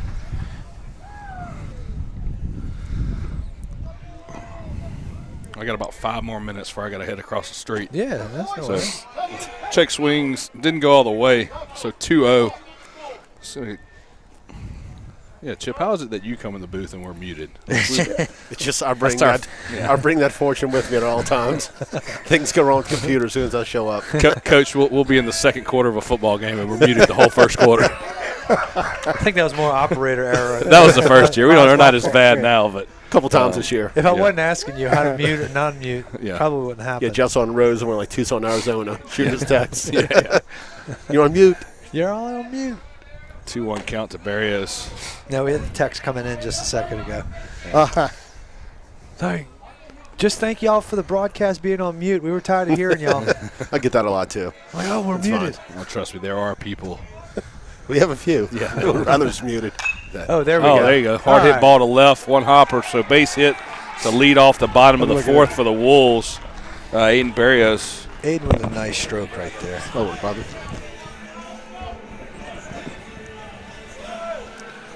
Well, that's a nice way to start it off. Steven Spalita. Yep, so going to bring up catcher Steven Spalita, number 5. That one's showing right now, right? Or this one? This one on the right should show. Okay. Yeah, whatever's on the right's showing. And then you hit cut to switch. Yeah, yep. Okay. So Davis comes set. Kind of a short lead by Barrios at first. Jack, your second year doing it. Should know how to work it by now. No, I never did this. So if I hit this, that's what's going on. Yeah, look at that. And then we just go back and forth. Yep. If you want to play Minesweeper, just go down there and. All right. 1-0 count to Spalita. Good off-speed pitch. Spalita way out in front of it for strike 1. Barrios kind of keeping a short lead over there. Davis is probably what, around 60, 65 pitches now in the 4th? He's got to be. Let's see. Yeah. He's at 89 pitches. 89. I thought, Oh. yeah. Yeah. This might be. I didn't think close. he was that high, Yeah. but I knew he was getting there. I thought we were at 57 in last Well, inning. I thought so too. So I thought he'd be in the 70s. Yeah. That Another all-speed pitch split away out in front. So he's he might be close to his last inning. You stay with the all-speed here? I mean, I would. Or you go up in his eyes, change the last change two that times. eye level. There it is, ground ball, second base, bobbles it, and Split is going to definitely beat that off. So that's going to be we'll take advantage of it. E4 right there. Split is going to reach on that error, but Barris is going to move over to second base also. So first and second, down by 3 in the bottom of the fourth, is going to bring up Anderson, who can tie this game up pretty easily here with the wind blowing out hard, dead center. Actually, right center as a lefty. Had a really good game against Pope John Paul the other day. I think he had 6 RBIs. That'll do it. 2 for 2, 6 RBIs. This is the guy you want up. Yeah. Yep. Right guy, right spot right here. Yep. So everybody checking their wristbands in their back pockets. Not really sure he's putting one down, though. No. He's, although you never know. you never know. You got to get something out of this. Yeah.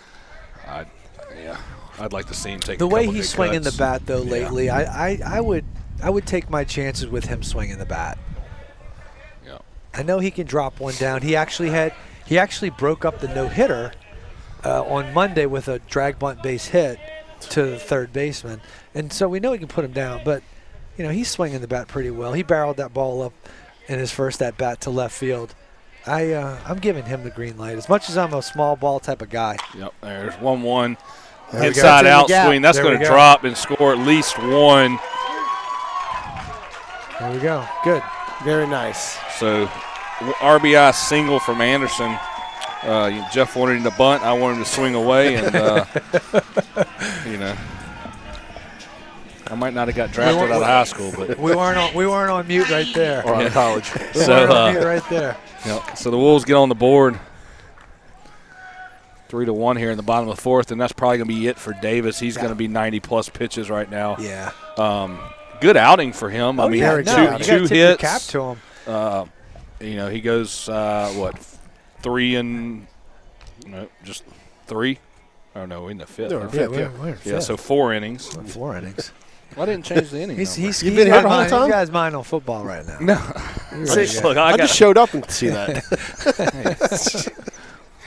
That's what I'm here for. Just make fun of Mike. Look, we're on WPBN Light a lot these days. Yeah. So he's not taking him out. Yeah. We're going to have to start putting ad Look, out it's getting to a point where we're just media. going to come out and just prop a cell phone up, go live, and me and Jeff are just going to holler into it. And we're going to hold up cardboard signs in front of it. We just hold our numbers. There was a point in the first inning where I thought we were going to have to stream, run the concession stand, and the scoreboard. I'm waiting for him to bring the grills up here, and we're flipping burgers while we commentate. Good thing Hope showed up. So first and second, absolutely. So first and second, Davis stays in there. They're going to stick with him. That River Rock mound visit. So thank you to River Rock Stoneworks and Calcutta Gold, official mound visit sponsor of the Wolfpack Broadcast Network. Calcutta Gold. What do you think Calcutta Gold is? I'm not even going to go there. It's not, but it sounds like one. Yes. Been around you way too long for these type of questions. I think I'm setting you up, Chip. Yes, I do. Corners in. Davis from the stretch. Fastball up for ball 1 to Trent Kaimi. Shortstop.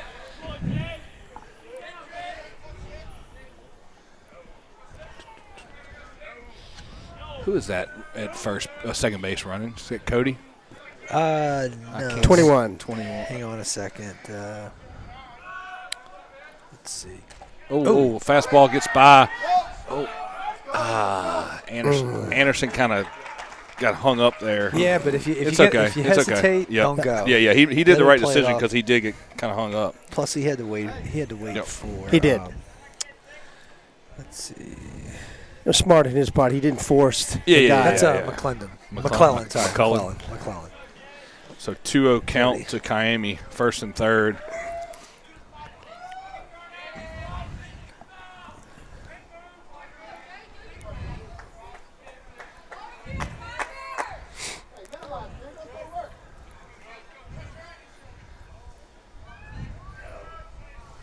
Jeff, what was your favorite first and third play as a catcher? Throw him out at second. Pop up, straight up. Got room in foul territory for out number 1.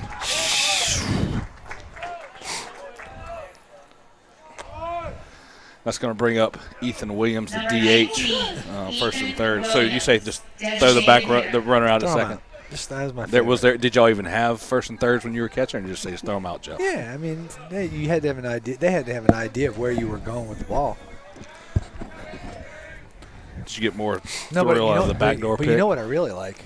I really like runners on first and second on the double steal, getting that guy going to second base. Yes. That's my dragging. favorite.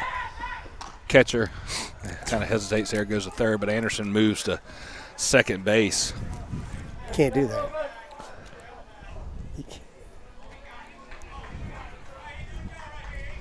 He held on to the ball? He did. Yeah. I was watching him. I was like, I mean, umpire didn't say nothing about it either. He was on the dirt. Was he on the dirt? Now, if he stays off the grass and stays you're on the grass fine, here, but he's you come fine. on the dirt. But he walked back onto the dirt. Yep. Davis from the windup, second and third, 1 out. Ooh. Good block by the catcher, keeping it in front. Jackson Dudenheffer. You need a chair? What you need? No, I'm good. You need a bottle? No, I'm fine. I got a bottle right there. Diet Coke. You're looking around for something. Nope. Got Dr. Barry calling me. Asking you why you're not at the football meeting yet? Are we on mute? We're going to, yeah. No, we're not on mute. So 1 out here, bottom of the 5th. Wolves down 3-2. Second and third, 1 out. Ethan Williams at the plate. Oh, yes. Hard hit ball. That's going to burn him. Yeah. That's going to get over his head. And that's going to be a 2-run double, possible triple. Williams is turning it on. Cut off man, dead to rights, but we get 2 runs to tie the game. Yep.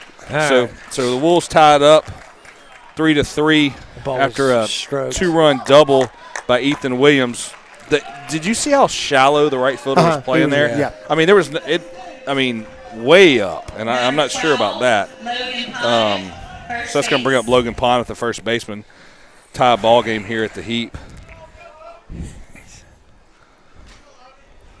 I can see Christian down there look a little frustrated. The stare going across. Well, yeah.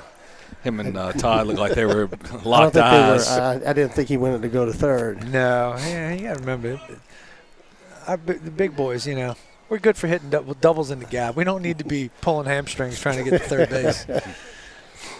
You save that for all the speedy guys. Just wait for that dirt ball that gets by the guy and then take it. Yeah. So Davis got to be at 100 pitches. There's that one in the dirt with 2 outs here. Oh, very good. He was at 100 pitches right when he threw that pitch. I can count. Yeah. I'm doing so many things right now, plus keeping pitch counts in the back of my head. But I appreciate you not pointing out when I was 24 pitches off a while ago. When I said he was in his 60s and he was in his 80s. He's got to be at 52. 89. At least I got 100 right. You did. You were on the nose there. So 2-1 count to Pontiff. Fastball. Good pitch, but a little bit high. Must have just missed right there. He's been calling that all game, too. Yeah, it's consistent there. Trying to let this inning in, Jeff, before we walk over. What time are we looking at? You can get the cliff notes. It's in the cafeteria, which is good. Yeah, it's right there. Right there. This is going to be a barn burner, this game. Yeah. And I don't have my checks to turn in anyway, so. Oh, man. You had a month to get that together. I've had more than a month. It's football season. It's only 1, and Habaneros is good for it. Yes, they are. Ooh, is that going to sneak through? Oh. That's a hard hit ball to first base. Kind of caught him in the gut right there. Good defensive play by the first base. Very nice. And the pitcher communicating right there. Who's got the bag on that one? So You good? All right, that's going to do it for the 5th inning right there. St. Paul's scores 3. We're still going? Okay. St. Paul scores 3 to even the game up, and we're heading into the top of the 6th inning, and we will be back from a word after a word from our sponsor.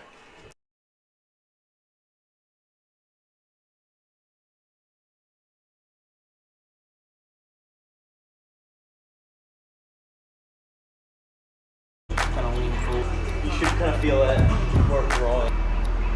So you felt that hip flexor kick? Yeah. So this is the sequence then. So head, shoulder, trunk, then your hips felt. So when you go that way, you're not gonna hurt anything by going any further. I feel like yeah. I wish I had this up years ago, you know.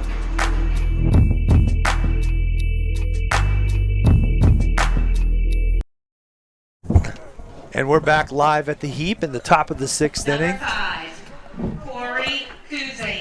St. Paul's just tied it up in the bottom of the 5th with 3 runs on a 2-run double by Ethan Williams. Was trying to stretch that into a triple and got thrown out at 3rd, but nonetheless 2 runs come in, and we are back here at the top of the 6th inning. Marcus Newfield on the mound for the St. Paul's Wolves. Pitched a scoreless top of the 5th inning, threw the ball very well. Sophomore, right-hander. All around the strike zone. Nice. Nice inside pitch right there for a 1-1 count. Let me see if I can keep up with this scoreboard here. There we go. So we are at the top. New inning. Oh, shoot. Ooh. Top of the 6th. Hang on, I'm going to get this. Oh. Go back. All right, we got it there. Okay. Jeff, that's why I always had people do this for me. Where's our production crew at? We're a 2-man crew. I'm glad you're here with me. 1 and 2 on the batter. Nobody can see us up here. I might just have you blame you for a few things. Oh. That's a hard line drive to left field by the center fielder, Corey Cousins. He's going to lead things off for the Slidell Tigers in the top of the 6th inning. That's going to bring up who we got? Number 4, Grant Bonifants, left fielder.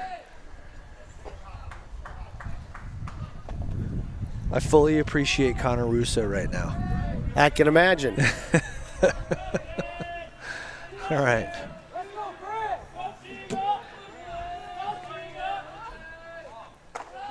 Fastball misses high for ball 1. Temperature's dropping a little bit, Coach. Got a little cooler bit now that the sun's behind those trees over there. First baseman's not complaining, though. No, not at all. You can see Cousins takes off. Spolita with the shot down to second base. Got him as Hammer slides into second to put the tag on Cousins. So that's going to send Cousins back to the bench. And that'll be the first out of the inning right there. I think we had a confused batter or missignal something. I don't know. Coach pulled him down the line, talked a little bit about that. Yep. Could have been a hit and run. Usually that's when the third base coach comes down and says, hey, where was the protection for the base runner right there? But that was a good throw by Steven to get the guy out Very first good throw. At second base.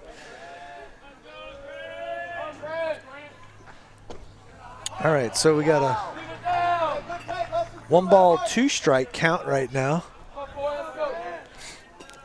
to Bonifants.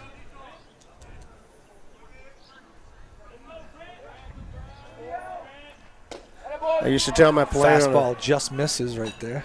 Jeff, I used to tell my player, like, he missed that right there. Okay, now you need to be at second where we should have had somebody to start with. So make up for that missed call. That's right.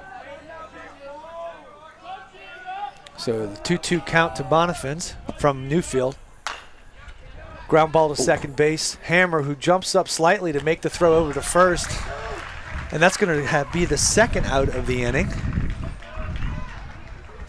Let's see if I can update this. There we go. Number 9, Joseph Monahan, second base. Joseph Monahan for the Slidell Tigers. Yeah. 2 outs. Top of the 6th. Monahan's the second baseman of record. Actually, wait, hang on. This is 19. This is Trey Fletcherich. Oh. Tough play over there at first base. They got that wrong up in the press box. We got to talk to the people. Yeah. That's all right. Well, we had a 19, and now we have a 9. So now we've got Joseph Monahan. Joseph Monahan. It's going to put Fletcherich over at first base on the errant throw.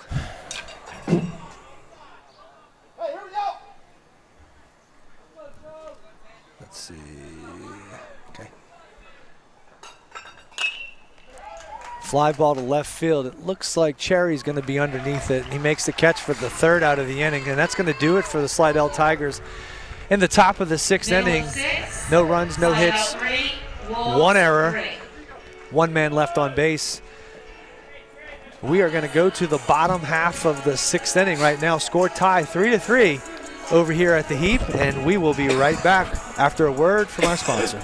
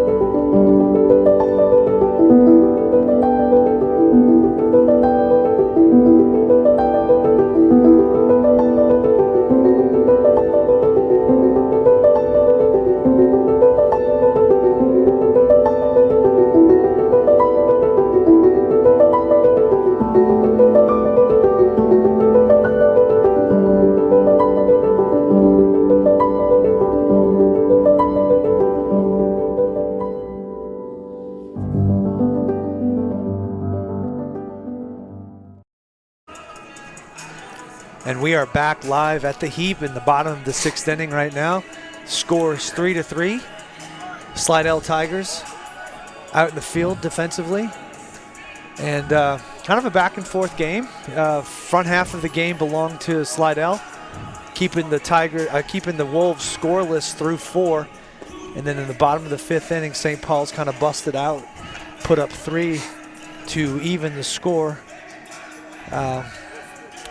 Manufactured that inning. We had a couple base runners. Yes. And then the timely hit by Ethan Williams drove a ball to right field for a double, scoring 2. And that's where we find ourselves right now in this game.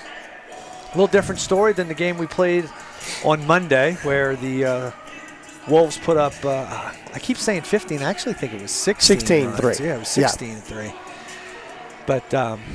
But yeah, no, Slidell answering the call from Monday night, coming out with a lot of energy in the beginning of the game and settling in and keeping the score knotted up at 3. Number 23. So this is going to bring up number 23, David Cherry. Left fielder. Started the game off at first base, and then with the pitching change with bringing Logan Ponoff to first, Cherry slid over to left field.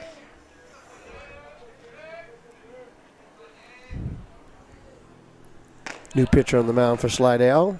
Fastball misses right there, up.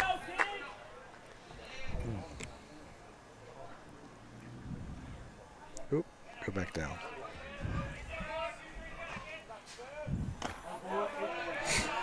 Fastball misses away. 2-0 to Cherry.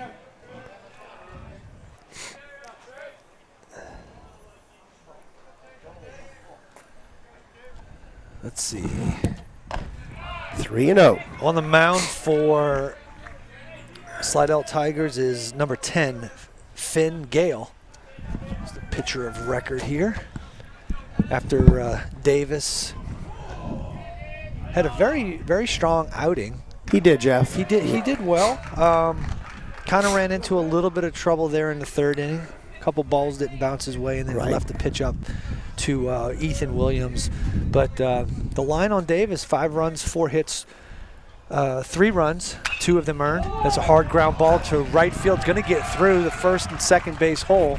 So David Cherry is going to start off the bottom of the second inning with a base hit to right, try to get something going. And that's going to bring up the second baseman. Number 8, Johnny Hammer. Finishing the line for Davis, he threw 112 pitches, 58 strikes, and he had gave up 5 hits, 3 runs, 2 of them earned, walked 4, and struck out 6. So not a bad day. Not a bad outing. Not a bad day at all. So Hammer squares around the bunt, bunts it off foul. Let me adjust the score. We are actually knotted up at 3.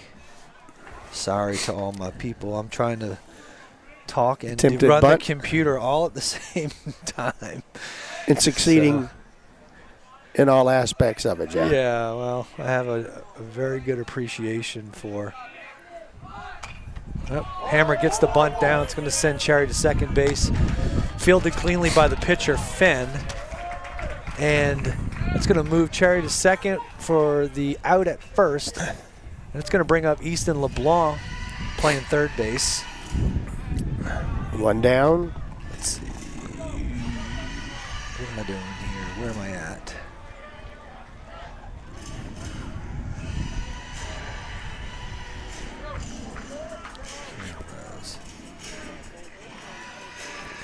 Conversation between the pitcher and catcher from Slidell.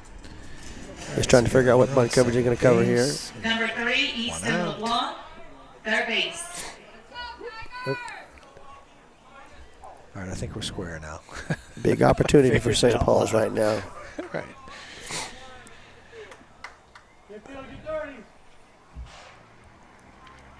Easton 0 for 2 on the day. He's struck out twice. Looking to try to really come through at the moment where we need him most, late in the game. Gale is going to miss high with that fastball.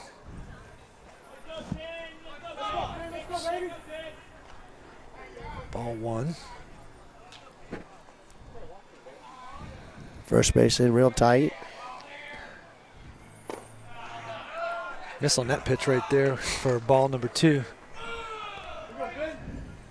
Coach, you're in the situation right now. You putting on anything? Or are you just letting your hitters hit? I'm letting them hit. Yeah. I've always wondered why people want to put a bunt on when there's one out and runner on second base. And I get the multiple opportunities to score at second. Right. But in this scenario right here, I mean, score at third. But in this scenario right here, I'm not giving up the out. Right. I'm not giving up the out. Well, they got the bunt coverage. If third baseman's staying home, yeah, he's covering the first base line. If the pitcher's going to get it, you know, if he could drag the ball, you know. Yeah. Easton takes that 3-0 fastball for strike 1. He's looking to try to drive a ball right here for sure. You probably didn't sacrifice him to second to do another bunt right there. Yeah, no. But I do see it happening. I do, no doubt about it. I do see it happen, especially with one out, and I just wonder why. Well, Jeffy comes back to the same thing. Ball 4. Comes back to the same thing. Small ball. Yep. You know, and make more people make mistakes. Yep. One out. And that's going to bring up Aiden Barrios, right fielder, number 4. Aiden had a hard line drive base hit to left field his last at bat.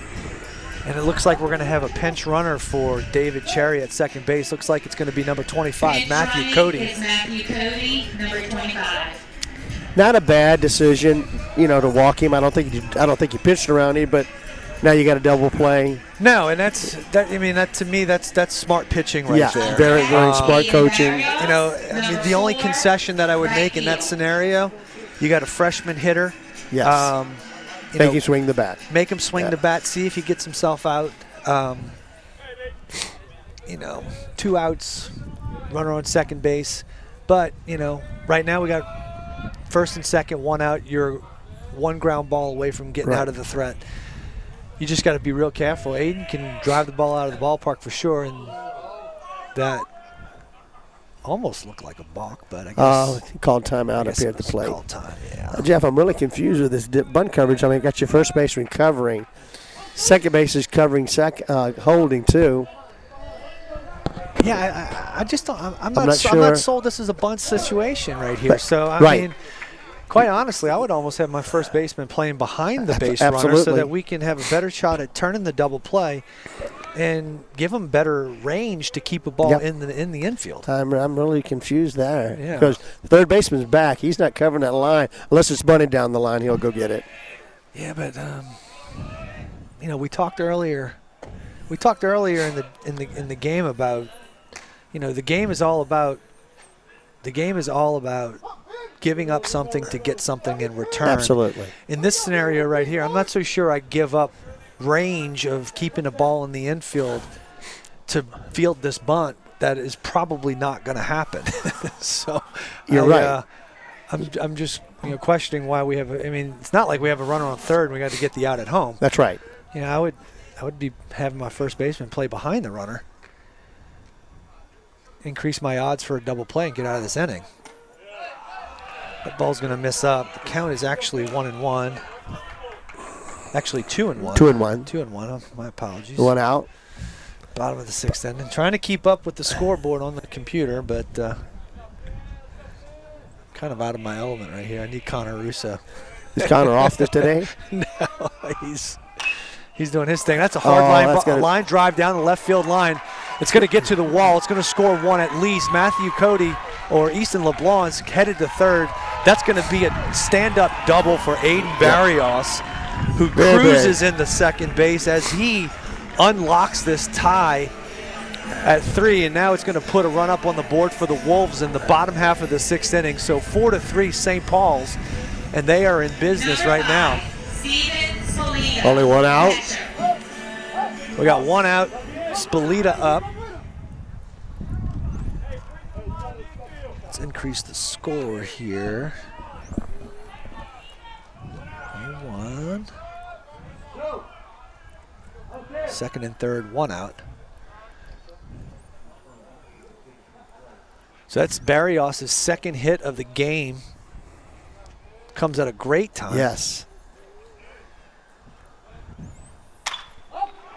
Deep fly ball. That's going to score one. That's going to score at least one. So sack fly for Spalita. Good move on Barrios' part by tagging up and getting to third. Did a face plant over at first. Ate a turf burger right there. But I think he's going to be all right. Yeah, so it looks like it. That's going to be an RBI sacrifice fly for Steven Spalita. Going to push the game to 5-3. 5-3. That's going to bring up Cade Anderson. 2 down. 2 outs. Really need to scratch this run in if we can. It would help a lot. Need as many as we can get. Third. Outs. 2. Perfect. There it is. There it is. It's a shot in the gap. If that gets past him, Cade's going to get 3. He's going to bobble it, so he's probably just going to settle at 2. But it is going to plate another run for the Wolves, and that's going to push the score to 6-3 on Cade Anderson's second base hit of the game.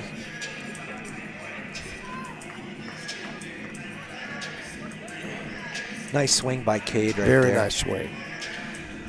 Number 6. Making the score 6-3. Big 2 out RBI knocks, man. You got to love them. And that's going to bring up Trent Kayemi, shortstop.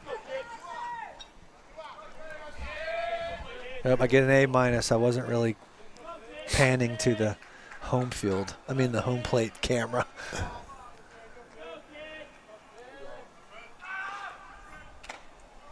Trent with a huge swing right there for strike 1. Just barely misses that one. Jeff filling in for Mike. Doing a superb job up here. Oh, geez. I'm just hoping that I don't say anything stupid. I get in trouble for that. So 6-3 now. St. Paul's over Slidell. Cade's going to take off to third, and Trent's going to drive a ball to right field. It's drifting. Davis is over there in right field, and he's going to track it down as it was fading away from him. So close catch. That's going to wrap it up here in the bottom of the 6th inning right there. But the Wolves break the tie open and put up a crooked number for 3 runs, making the score 6-3. And we're going to head over into the top of the 7th inning right now, and we will be back in just a second after a word from our sponsors.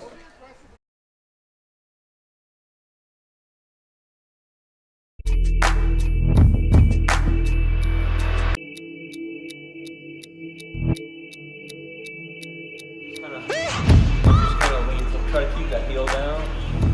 Kind of lean forward. You should kind of feel that work rolling. So you felt that hip flexor kick? Yeah. So this is the sequence that so head, shoulder, trunk, then your hips fell. Okay. So when you go that way, you're not gonna hurt anything by going any further. Yeah, I feel like that. Yeah. I wish I had this up years ago, you know?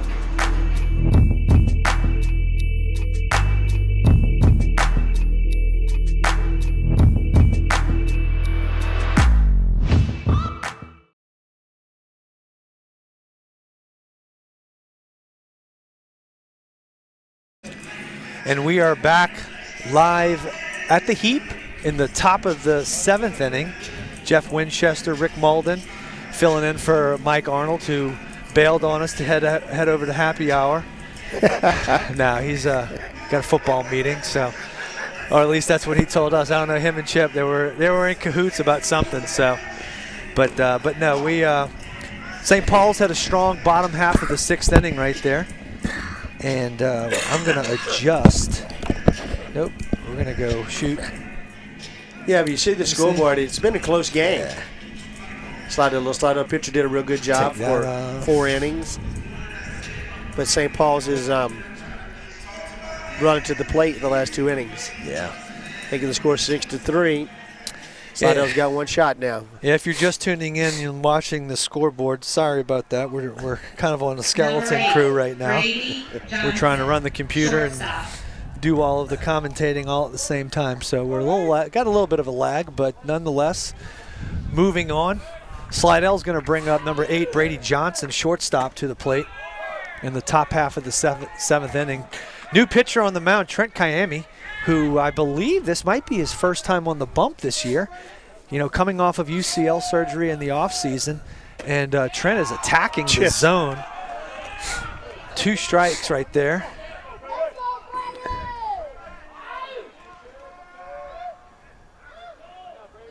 Kayemi out of the windup, fires a fastball in there. And beats it out, just beats it out. Close play. On a ground ball. Yeah, it was a close play right there. On the ground ball to third base. I'm trying to think who's 15. I don't have my roster here. Who is that? Let's see. Coach Gibby took our roster back from us. Yeah, I'm trying to place a face to a name over there. Nonetheless, we got a runner on first base. Nobody out? Nobody out. Is it a ball or a strike? It is a ball. Okay. Close.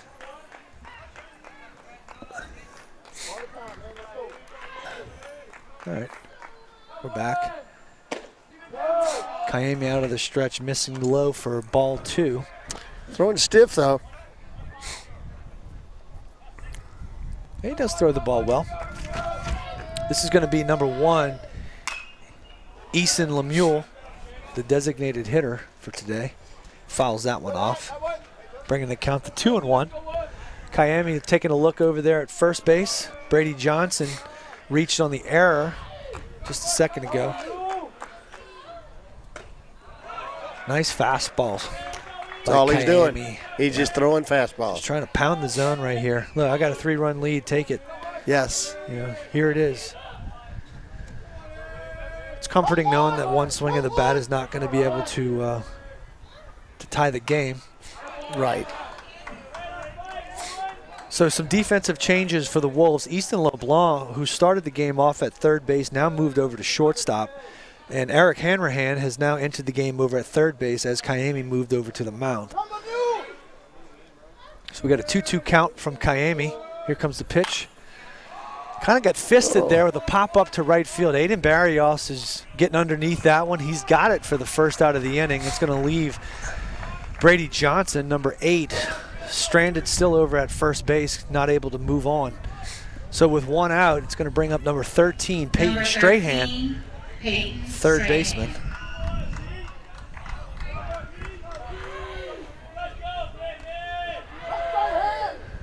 Kayemi out of the stretch, comes set. Fires a fastball and gets fouled off. Just fouled off. It's good to see Trent out on the mound right now. Last year he was such a presence. I remember with the game that he pitched over in Mobile, we were commentating, and he was just a ground ball machine. He attacked the zone, was down in the zone. He might have had 13 ground balls. 0-1 pitch, fastball, looking, strike 2.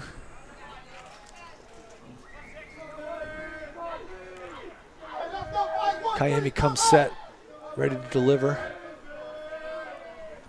That's a high fastball, changing nice his eye level for strike 3. Very nice pitch. So Strahan goes down swinging, and for the second out of the inning, which is going to bring up the catcher, number 23, Jackson Dudenheffer. Number 23, Jackson Dudenheffer. Tigers down to their last out. It's actually 2 outs. Possibly. Yep. Kayemi misses with the fastball, low and away.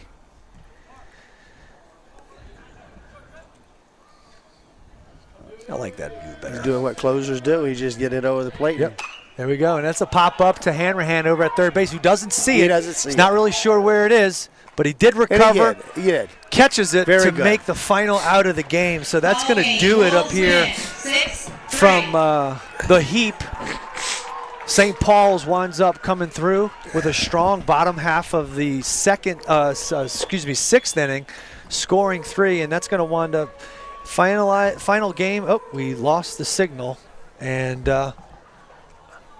they went ahead and shut everything down before we had a chance to. Oh, wow. Well, we're still live, but we lost the center field camera because the scoreboard went off. But that's going to do it for us over here at the Heap. Wolves wind up taking game 2 of a 2-game series from Slidell. The Wolves will now move to 2-0 in district, and I think that puts them at even for the season at 9-9. And Slidell drops this one to 0-2. They fall in district.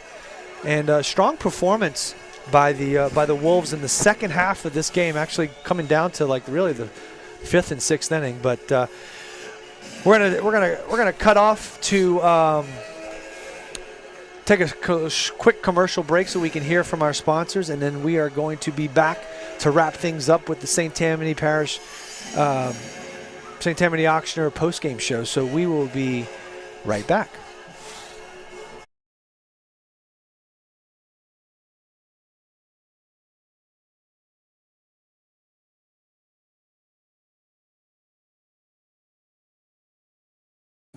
There's a place on the North Shore where children feel right at home. Our highly specialized partnership provides them the most comprehensive pediatrics. Together, we offer extensive capabilities for everything from a simple checkup to specialties like cardiology and urology. So while they have so far to go in life, all they need is right here. Auctioneer Hospital for Children at St. Tammany Parish Hospital. Advanced care for kids of all ages.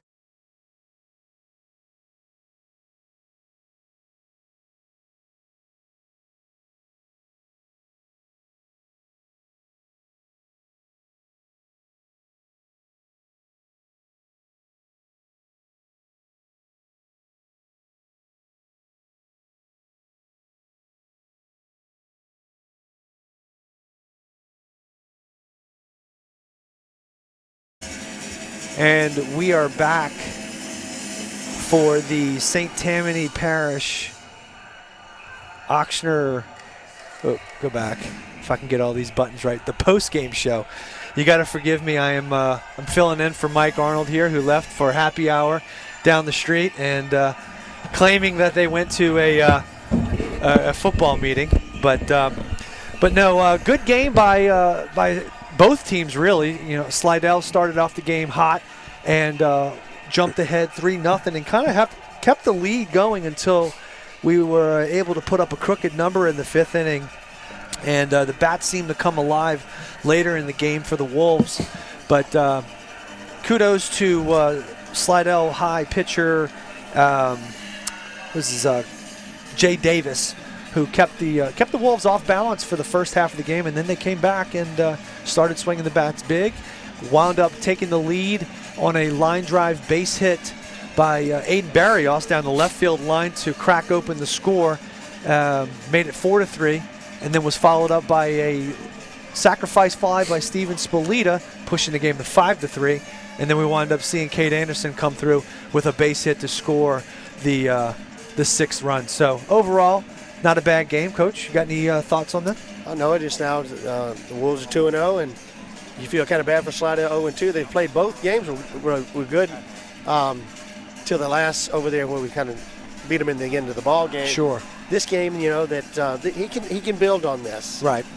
Little kid for Slidell got into a little bit of pitching trouble. I think he hit about 100 pitches around on. Yep. And it's about time for him to come out. Kind of ran out of gas towards the end. Yeah, he did. So. But, well, that's going to wrap things up here from the Heap. We will be back on Saturday. We have a doubleheader. JV begins at 10, I think, and Varsity at 1 o'clock versus Hammond. So for all you guys out in the metaverse who are listening in, and we appreciate your support. And thank you to all of our sponsors. I want to say thank you to St. Tammany Auction for the post-game show. And, we will wrap things up here from the Heap. Final score, St. Paul's 6, Slidell Tigers 3. And we will be back on Saturday. Saturday against Hammond. Yep. See you guys then.